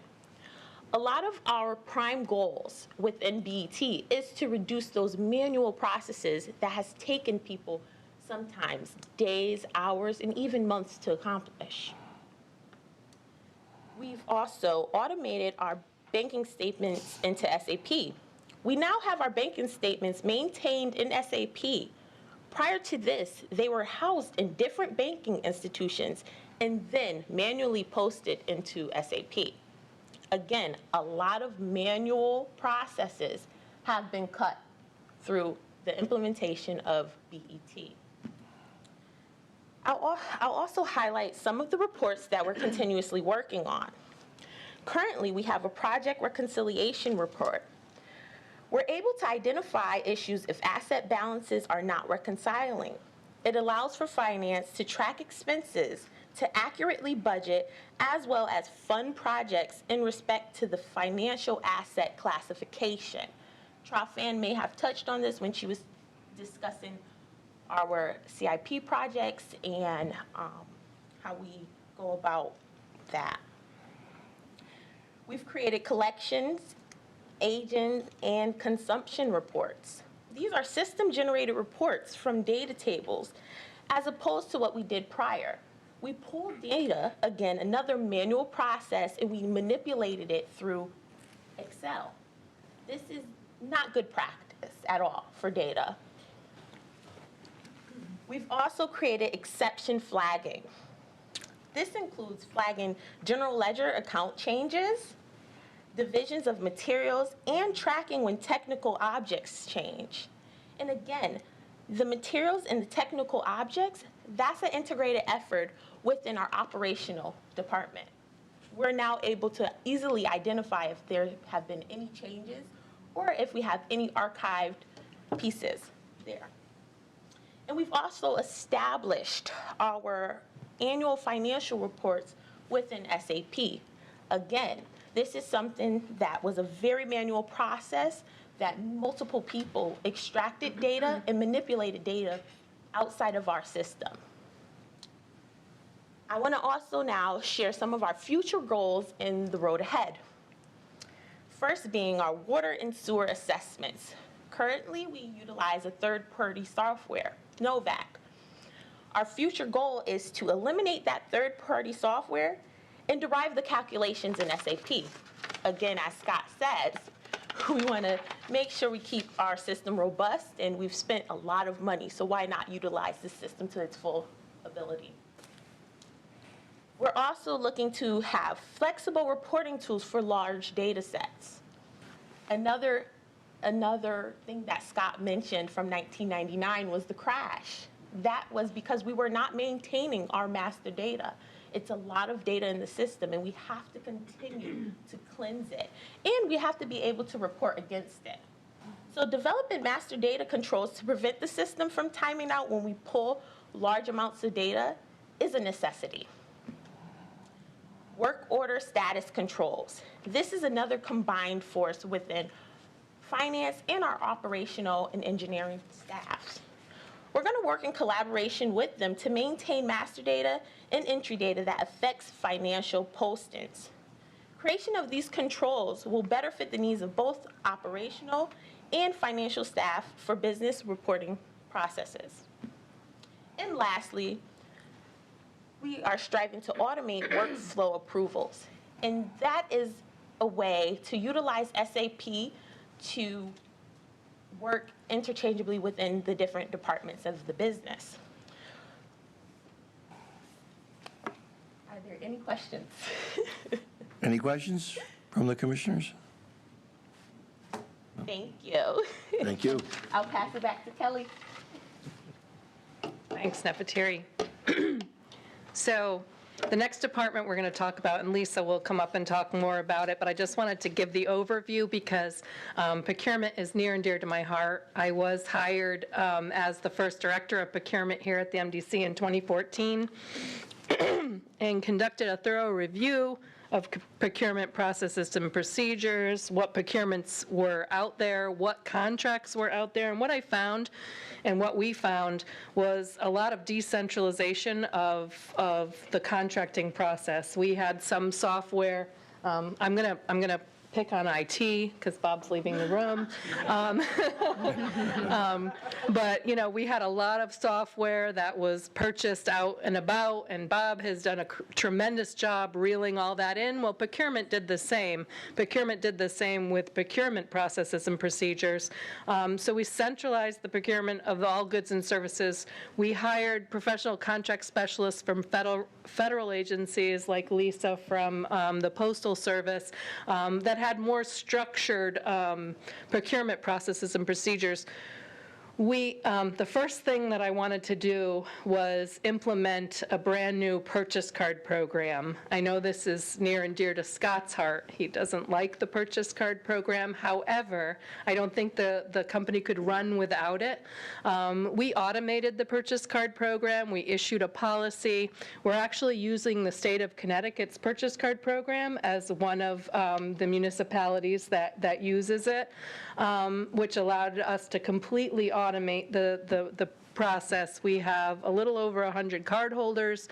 They make purchases under $2,500. We have a complete approval process, reconciliation process, and it's managed by our procurement department, our procurement specialist. It greatly reduced small dollar purchase orders. Purchase orders cost from the start of a requisition to the payment of a purchase order through our system and with all the labor, it's estimated to be cost us about $100 per purchase order, right? Just in labor time, just in admin support. A purchase card purchase is point of sale. We upload the receipts, we audit them, we manage them, and we reconcile it to the credit card payment each month, and it saves a tremendous amount of time across the organization, and we get what we need when we need it. We also established new procurement ordinances within our procurement ordinances for streamlining solicitation of commercial items, giving us the authority to allow for a single or sole source when we need to purchase only from one source. Prior to that, we didn't have that direct authority, and it really hindered us because we have a lot of equipment that needs to be replaced, and it has to be that equipment. So we gave ourselves, through an ordinance, that authority when it warrants it, and we also had a new ordinance for the ratification of unauthorized commitments. We commissioned a video in 2016 for our vendors and contractors entitled How to Do Business with the MDC. This is going to greatly streamline our procurement presentation by sharing that video with you. It's about 4 minutes, and it really goes through how contractors can do business with us and what the requirements are, and I think it's worth watching. We commissioned it in 2016. I actually had an intern that helped us put it together one summer, and we used an outside contractor, and it was an excellent way to get information out to our contractors. It's on our website today, and without further ado, I wanted to share that, and then Lisa will pick up and discuss, Lisa Madison, more on the procurement department.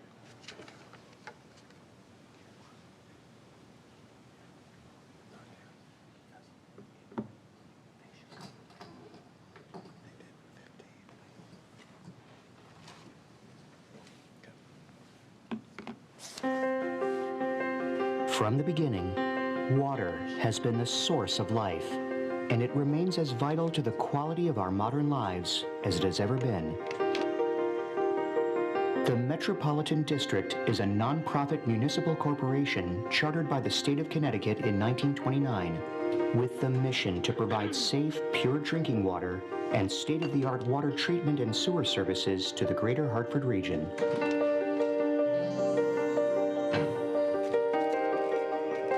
The Procurement Department is the pipeline to all goods and services necessary for the district to fulfill this mission. We continue to improve our purchasing policies and procedures to make it easier for you to do business with us.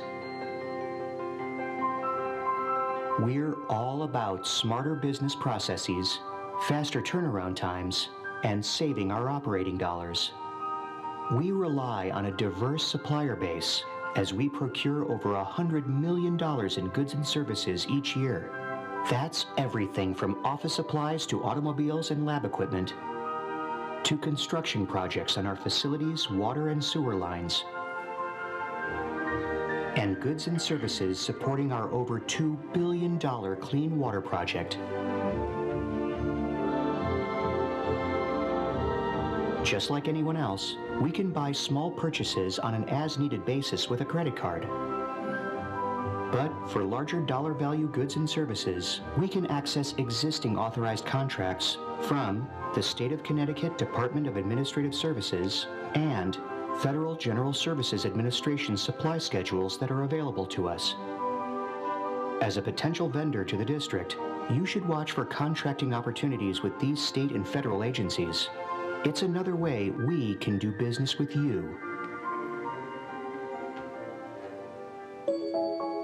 For goods and services that are not available under authorized state or federal contracts, we contract through an open and competitive public bidding process.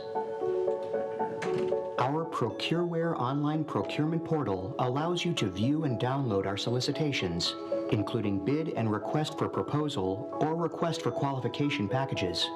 New solicitations and requirements are posted frequently. The Procureware website allows companies to register, view, and download our current business opportunities. Our Procureware system connects you to MDC procurement training materials and notifies you of new requirements applicable to your type of business. Through Procureware, we also provide you with updates on opportunities to meet with our staff as well as upcoming conferences. Construction contracts are most often awarded to the lowest priced, responsible bidder. For that reason, extensive documentation is required from each bidder to ensure that they are qualified and have the resources to perform the work. We need assurances that bidders are bonded, certified, and prepared to meet all the applicable district, state, and/or federal agency requirements. To make the process easier to understand, we have posted current standard project manuals in the documents section of our Procureware. It is crucial that prospective construction bidders familiarize themselves with these district construction specifications and requirements. Each document bid package will also include special provisions identifying any deviations from the standard project manual. We want to contract with a diverse supplier base as well as support Connecticut's small businesses. Our goal is to spend 25% of our eligible purchasing dollars with state-certified small business enterprises. Our construction projects often require prime contractors to set aside a percentage of subcontracting dollars for minority-owned or women-owned businesses or small businesses from the district's member towns. Every solicitation will clearly identify its prime and subcontracting set-aside requirements. We want to work with you. While our requirements may seem overwhelming at first, the potential reward to contractors who learn the bidding process and provide outstanding service make it worth contracting with us. We value spending our dollars wisely and partnering with a diverse supplier base. Our procurement department is available to help you get started. We look forward to learning about your business and how you can help us to continue to successfully support our customers.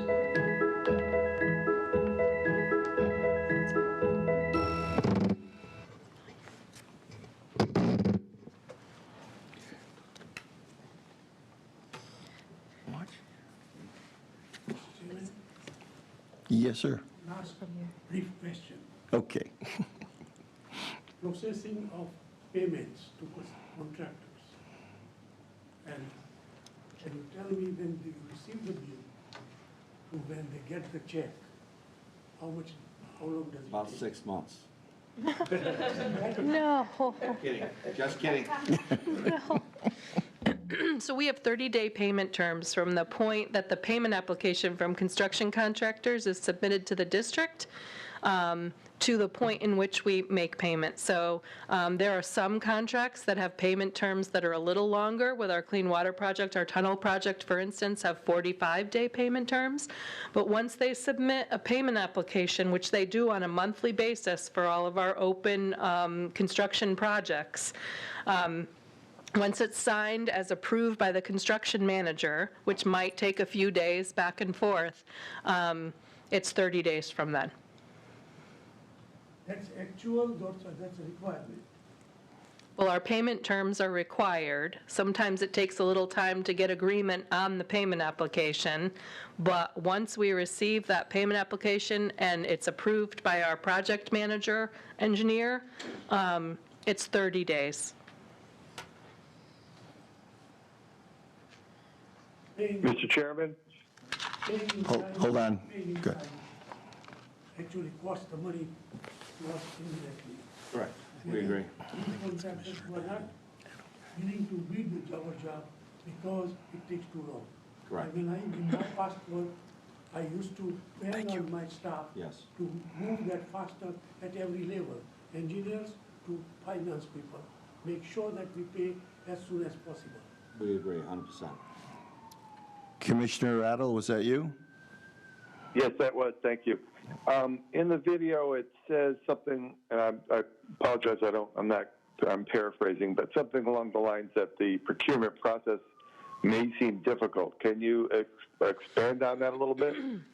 I can. So what we have posted on our Procureware site is manuals that we have to post for all the terms and conditions for our construction contractors to comply with.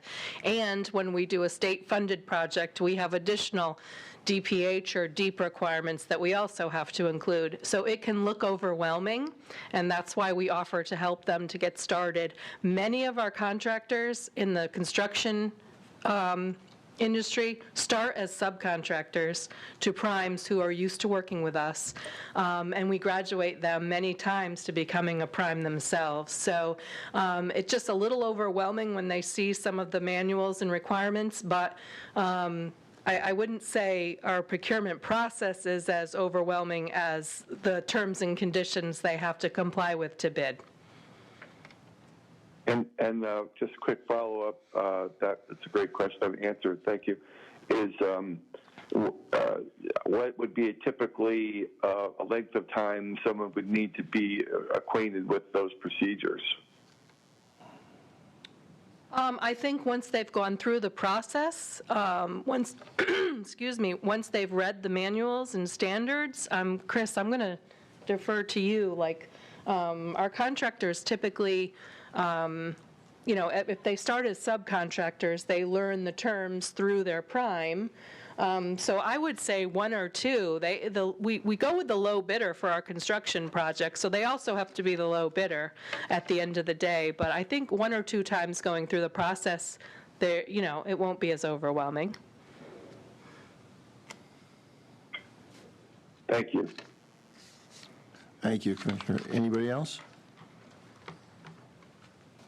Lisa? Okay, good evening. All right, so you'll see on the slide, the procurement department currently is a staff of 7 positions. In the year 2022, the team processed 3,810 purchase orders, 26 new contracts, and administered approximately 120 active supply, services, and construction contracts. This is the district's procurement team. We have 3 contract specialists, 1 compliance analyst, and 2 procurement specialists. Currently, we're actively recruiting for 2 open positions. 1 is a contract specialist and 1 procurement specialist. We hope to hire at least 1 of these positions internally. And as you can see, our staff is designed to follow a succession plan. What do we buy? Procurement buys everything to support every department at the district.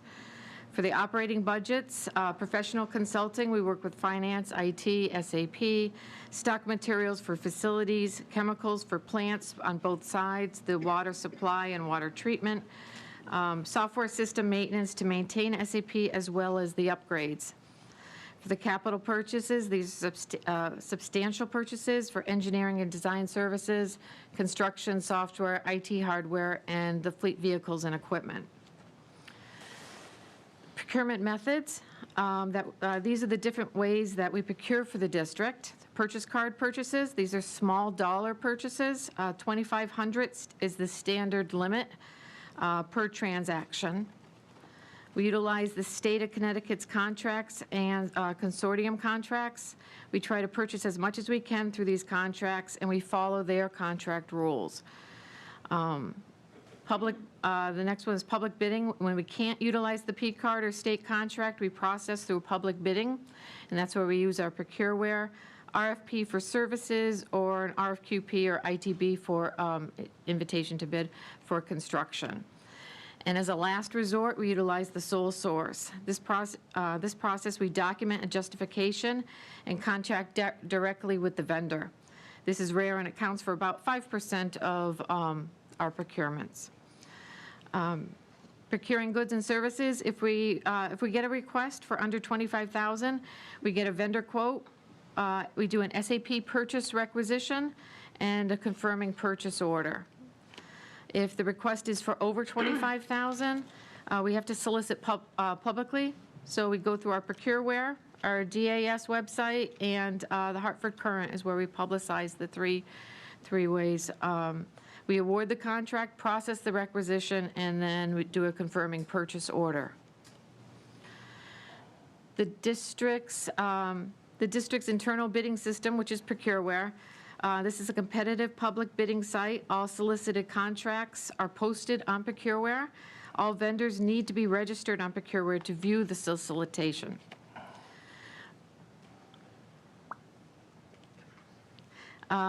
This falls on our contract compliance analyst and our contract specialists.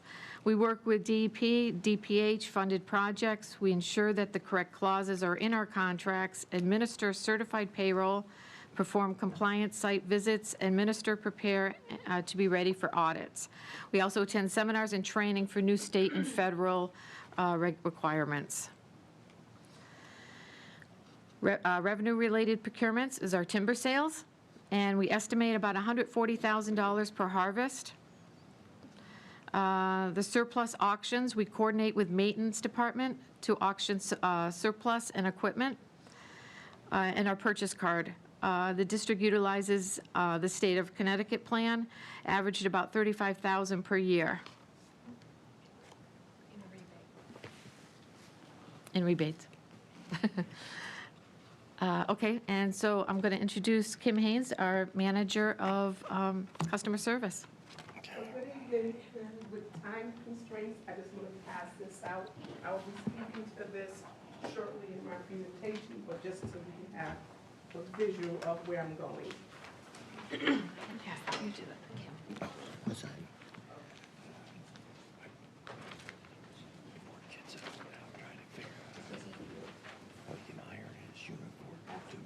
Standards for the police academy. He's freaking out.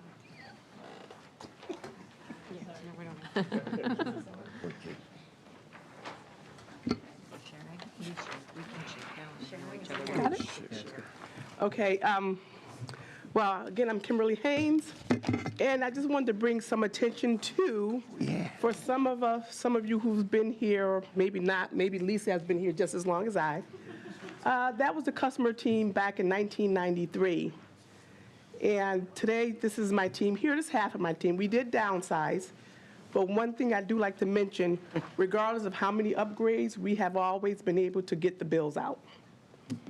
So, with further ado, customer service, we handle all the calls that come into the district, customer calls regarding billing issues, mailing issues. We update the ownership, process change of ownerships in the customer service area, so we deal strictly with attorneys.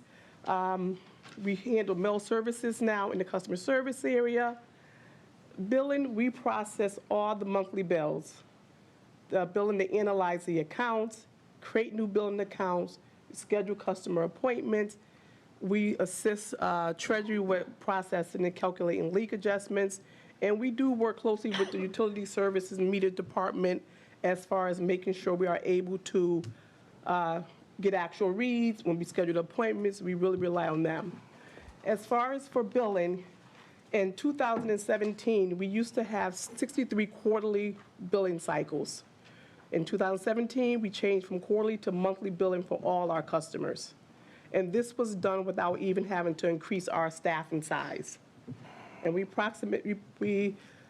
bill approximately 111 customers per month. And as you can see, over the years, I passed a sheet around with the evolution of our bills. You know, back in 1999, we had a one-page bill. And then we implemented SAP back in 1999, and you can see that bill in the middle was not the best bill. It didn't have a lot of information for the customers, so we received a lot of calls explaining what does this mean, where was my payment, because that was not captured. Fast forward till today, on the bills you can see we have when the readings, how much you paid, late fees, other related charges, such as someone mentioned earlier with this SD bills. A lot of those charges built in SD, so it can roll over to the customer's invoice. Now they can see all the charges that they got billed for prior. The estimated bills is one thing that was, could you just go to one more slide behind that with the, that shows, go backwards, forward, I'm sorry. One more. This style right here. MDC, back in 1999, we was a very manual company. Our meter reads was read manually. Our customers was reading meters. We did not have any automation at this time. The field staff, I think at the time I came here, we probably had maybe about 8 meter readers. These guys actually walked from house to house to read the meters manually.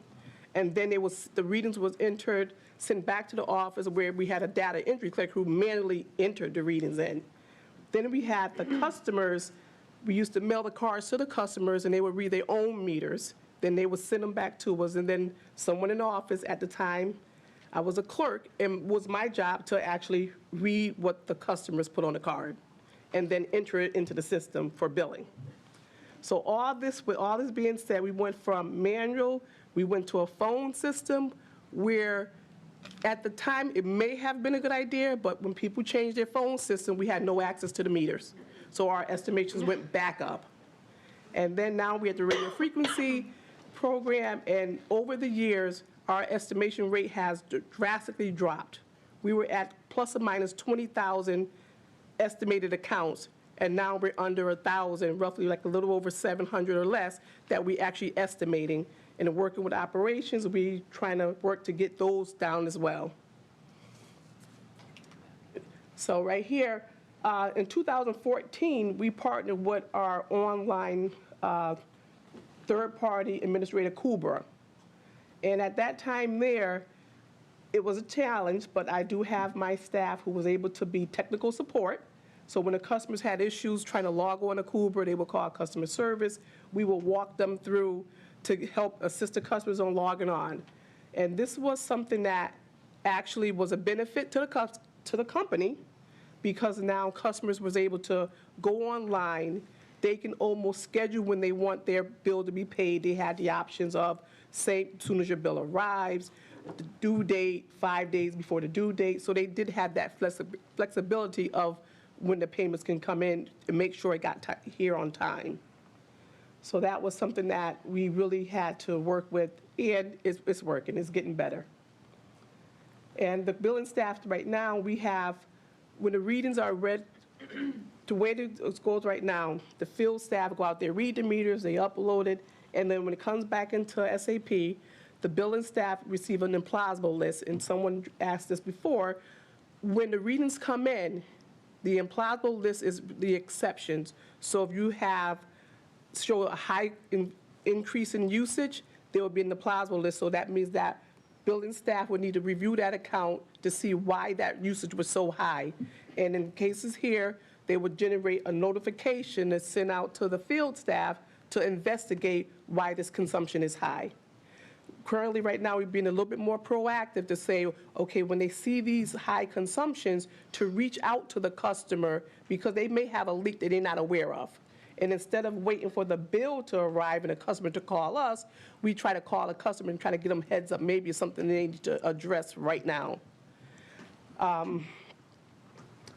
And right now, we schedule a lot of the appointments, and some of these appointments, we want them to be home, and we try to get the contacts, because a lot of times customers will say, how come you never notified us that I had a high bill, or my bill was estimated? On all our invoices, if we're not able to read a customer bill, there's a message that states that the bill is being estimated and for the customer to contact us.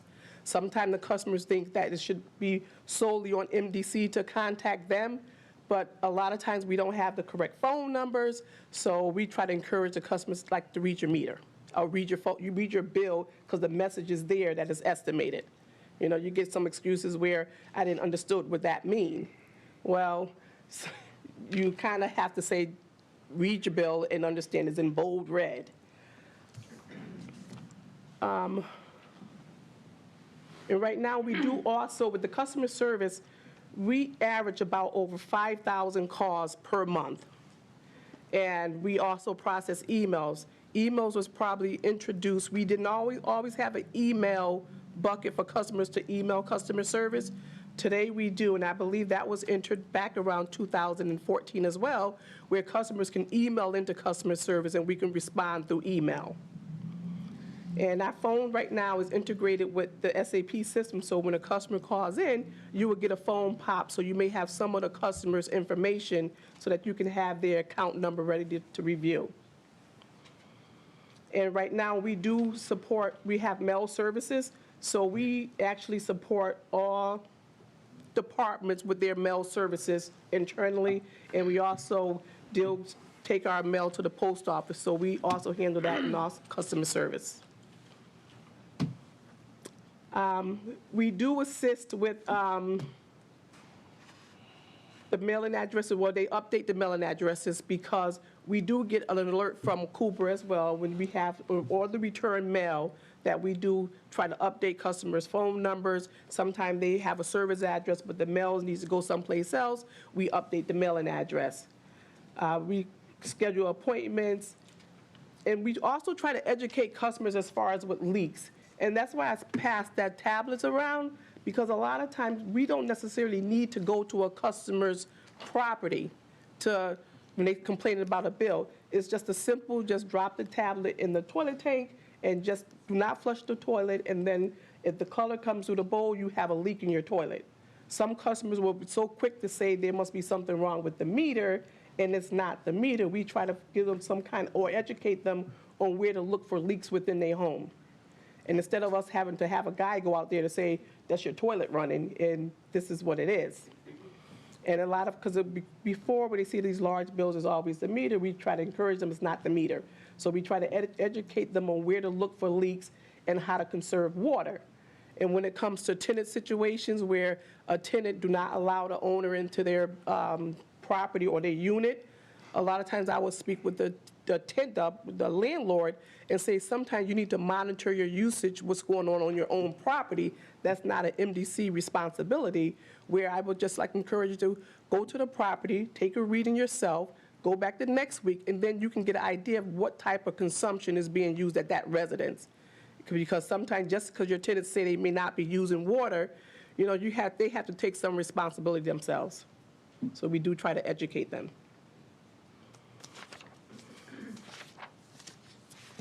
And now, here I'm going to introduce Patrick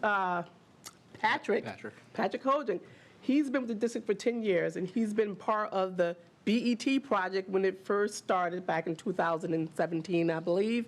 And now he's on the continuing project, and he's actually been a very good asset to make sure that when we open those tickets, that those tickets get completed.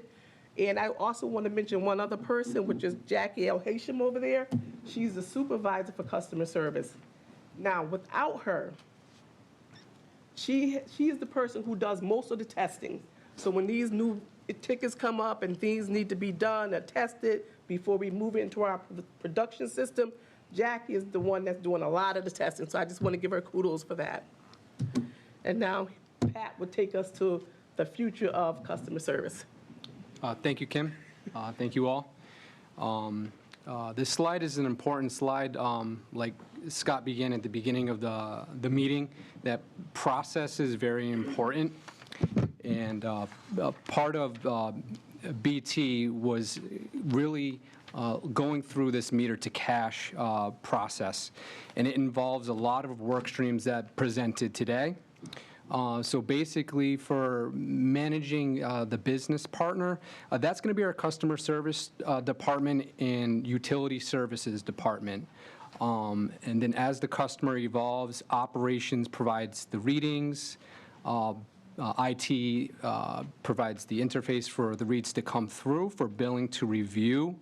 And then this may come back to customer service, where we have to manage the calls that come in, the emails that come in, and if the customer is satisfied and wants to pay the bill, then it goes to the next step, which is the manage of the incoming payments. And that's FICA that collects the payments, and finance that would then ultimately, the end of the process, where it gets posted to the GL. I thought this was a good slide to represent because it shows how integrated all of the work streams are, and that's very important as part of undertaking any sort of SAP project. Moving on to go live of 2020, the new system accomplishments at the top. Kim did touch to this. It was the complete rework of the bill. This included new mapping and configuration. Any notice can be displayed on the bill by our communications department, whether that's in regards to shut-off or any work that announcements for utility services. It provides a graph, and it's very easy to read. So that was a big accomplishment for us. The next one was business partner consolidation. We were able to take our data in the old system and then not only clean it, but map it up. So then we have now in the new system one customer with multiple properties. So this helps with our customer service reps that take the call that a landlord that owns 7 properties, you're easily able to navigate through our front office system.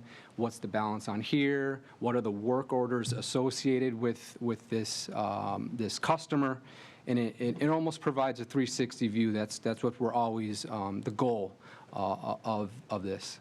The next item is DQM. That is address validation to U.S. postal standards. This is a great tool that we implemented as part of CRB. Basically, when we update mailing addresses, it checks, it verifies based on the postal service. And also, there's no misspellings in the older system. The town of Weathersfield could have been spelt many different ways. In the new system, there are no misspellings, so it's a good tool to have in our back pocket. Alert management, that's for when a customer calls and we confirm the business partner. There is a pop. Okay, this customer is estimated, and that would prompt the customer service rep to schedule a meter change. Or if this customer is with a collection attorney, that way when we transfer a call, it's easier for when calls come in back to back to back. So having these phone pops really alerts really help with that. The move and move out process, we do process a lot of move and move outs. Some months are heavy, some months are light. These are our new customers, and we provide final bills to closing attorneys for that. Part of BT, we actually redid the whole process to get it done under a minute. So it's much faster for one person to process all of the final bills and the new ownerships for the new customer. We also integrated open text in both the 2 aspects, the business partner and also on the premise level. Basically what that is, it's a document repository. We use it for a lot of our current processes. That's refunds, that's escheatment, and we're currently working on for any notices that get sent out to customers. So we can save that document, whatever the document is, we can save it into the front office of that customer so any department can see that and view that. Moving on to continuous improvement, those are our current projects. A lot of focus was done in regards to the premise type. Every property that's in our system, we have gone through and searched what kind of property it is. Is it a single family? Is it residential, commercial? This helps our billing department. It helps credit and collection. So there was a large effort that was done. And we've actually brought that to a point where it's automated, and any changes that may reflect for the billing department, we get an exception that gives a report, an email report for a person to go in and say, hey, we need to look at this, what's going on, why did the property change? So a lot of the continuous improvement is geared towards automation and exceptions in management. And lastly, for the future, we want to engage the customer more. We want to have some sort of portal, some sort of a way for the customer to reach out for any type of service request that they may need. We looked into possibility of an app And also, we would like to update the front office for our customer service reps, which would be for a new platform. Any questions for customer service? Commissioner Van Dyke. Yes, thank you, Mr. Chair. I just had a few questions, like if somebody, does anybody ever walk into the customer service office to pay their bill anymore? No. Okay, and so we don't have the location on Franklin Avenue anymore, correct? That was not, that wasn't a customer service. Yeah. Is that gone completely? Well, so that was for construction outreach, right? So. Oh, but didn't we have a little office right there next to Padula's? Yes, but that was for construction outreach, not for customer service. Okay, so we didn't own that property? No, we did, we were renting that property. Okay. Okay, I just want to make sure, I didn't know if that was customer service, I didn't know if people could walk in there and pay Yes. their bills as well. Correct, and we actually, as part of COVID, we, like everyone, we closed customer service to the public, and like everyone realized. We don't need to do that anymore. We don't need people coming into customer service, so, again, you know, COVID taught us a lot, and we benefited from it. And my last question is, in customer service, do we have, when people are making calls and stuff like that, do we have kind of scripts or kind of answers if people are asking certain questions, so everybody who's answering phones are kind of following the same kind of answers? Well, we try to develop strips and keep them to it, and then one conversation, it may start off all the same, but then you have to be able to. Of course. Don't stick with the script if the conversations go off script. You got to be able to support the customers and answer the questions, and not just say, well, I got to say this, you keep repeating the same thing, you can kind of irritate the customer. So you have to be able to stay on script, but then answer the questions. Another thing, I just want to answer your question, we do have options where customers can go to CVS, Dollar General, and Family Dollar to make their payments as well. If they just walk with their bill, they can pay in those locations. Is there a cost to us to have that happen? I think that's a $1.95 cost as well. That's for the customers. The $1.95 is the cost to the customer? Yes. Do we have any percentage about what number of our bills are paid that way? Yes, it's actually in Scott's CEO report every month. We provide, it's not that much money yet. It's probably about $30,000 a month. Just curious. Thank you. Yeah. Quick question. $20,468. I'll catch that next time. I That's apologize. report. I didn't see it, sorry. Do you have reps who speak Spanish? No, but we do have a third-party language service that we do. If they need help with speaking Spanish, we will call that number and they get some assistance, like a translator. Also, if the customer wants to pay over the phone, they have an automated phone line which offers Spanish as well. Any other questions? Okay. So without going off on, tangents time and again, we would have been done at 6, but 6:25 I will take all day. There was a lot of information provided. I just wanted to wrap up, thank the staff for being here. Those that didn't even speak wanted to be here as part of the BET team to support their coworkers. Management's focus, hopefully you got the impression that we're all about business process improvement, enhancing our customer support and service, and succession planning for the future of the district. We've had many accomplishments over the past decade, but the most impactful was the reimplementation of SAP. I hope you understand from everybody that spoke, and I even skipped a slide on procurement processes because I know everybody's, it's a lot of information, but we are constantly working on enhancements and updates, and our staff just does a tremendous job on their part-time job while still conducting their full-time job, their regular job during the day. So we're just continuously planning to enhance our SAP functionality And this concludes our presentation tonight. We're looking forward to the final management study presentation in a couple of weeks, where Bob Schwarm and Jamie Harlow will share both IT and HR support to the district. So thank you. I just want to say, I'm sorry, just want to say that this group, like engineering, like operations, has come so far. And I'm going to use a real example. And these are the same people that were here, 10 years ago. In 2008, I had just as the COO, I had taken over customer service. And prior to taking over customer service, we would make fun of customer service because they did what, right? But then when I took over customer service in 2008, I said to my staff, it's not funny anymore. Now, I don't know. The IT department used to print our bills. The IT department, we had about 30,000 bills that did not go out in West Hartford, and whatever group that was. I went to IT and said, what happened? They said, we ran out of envelopes.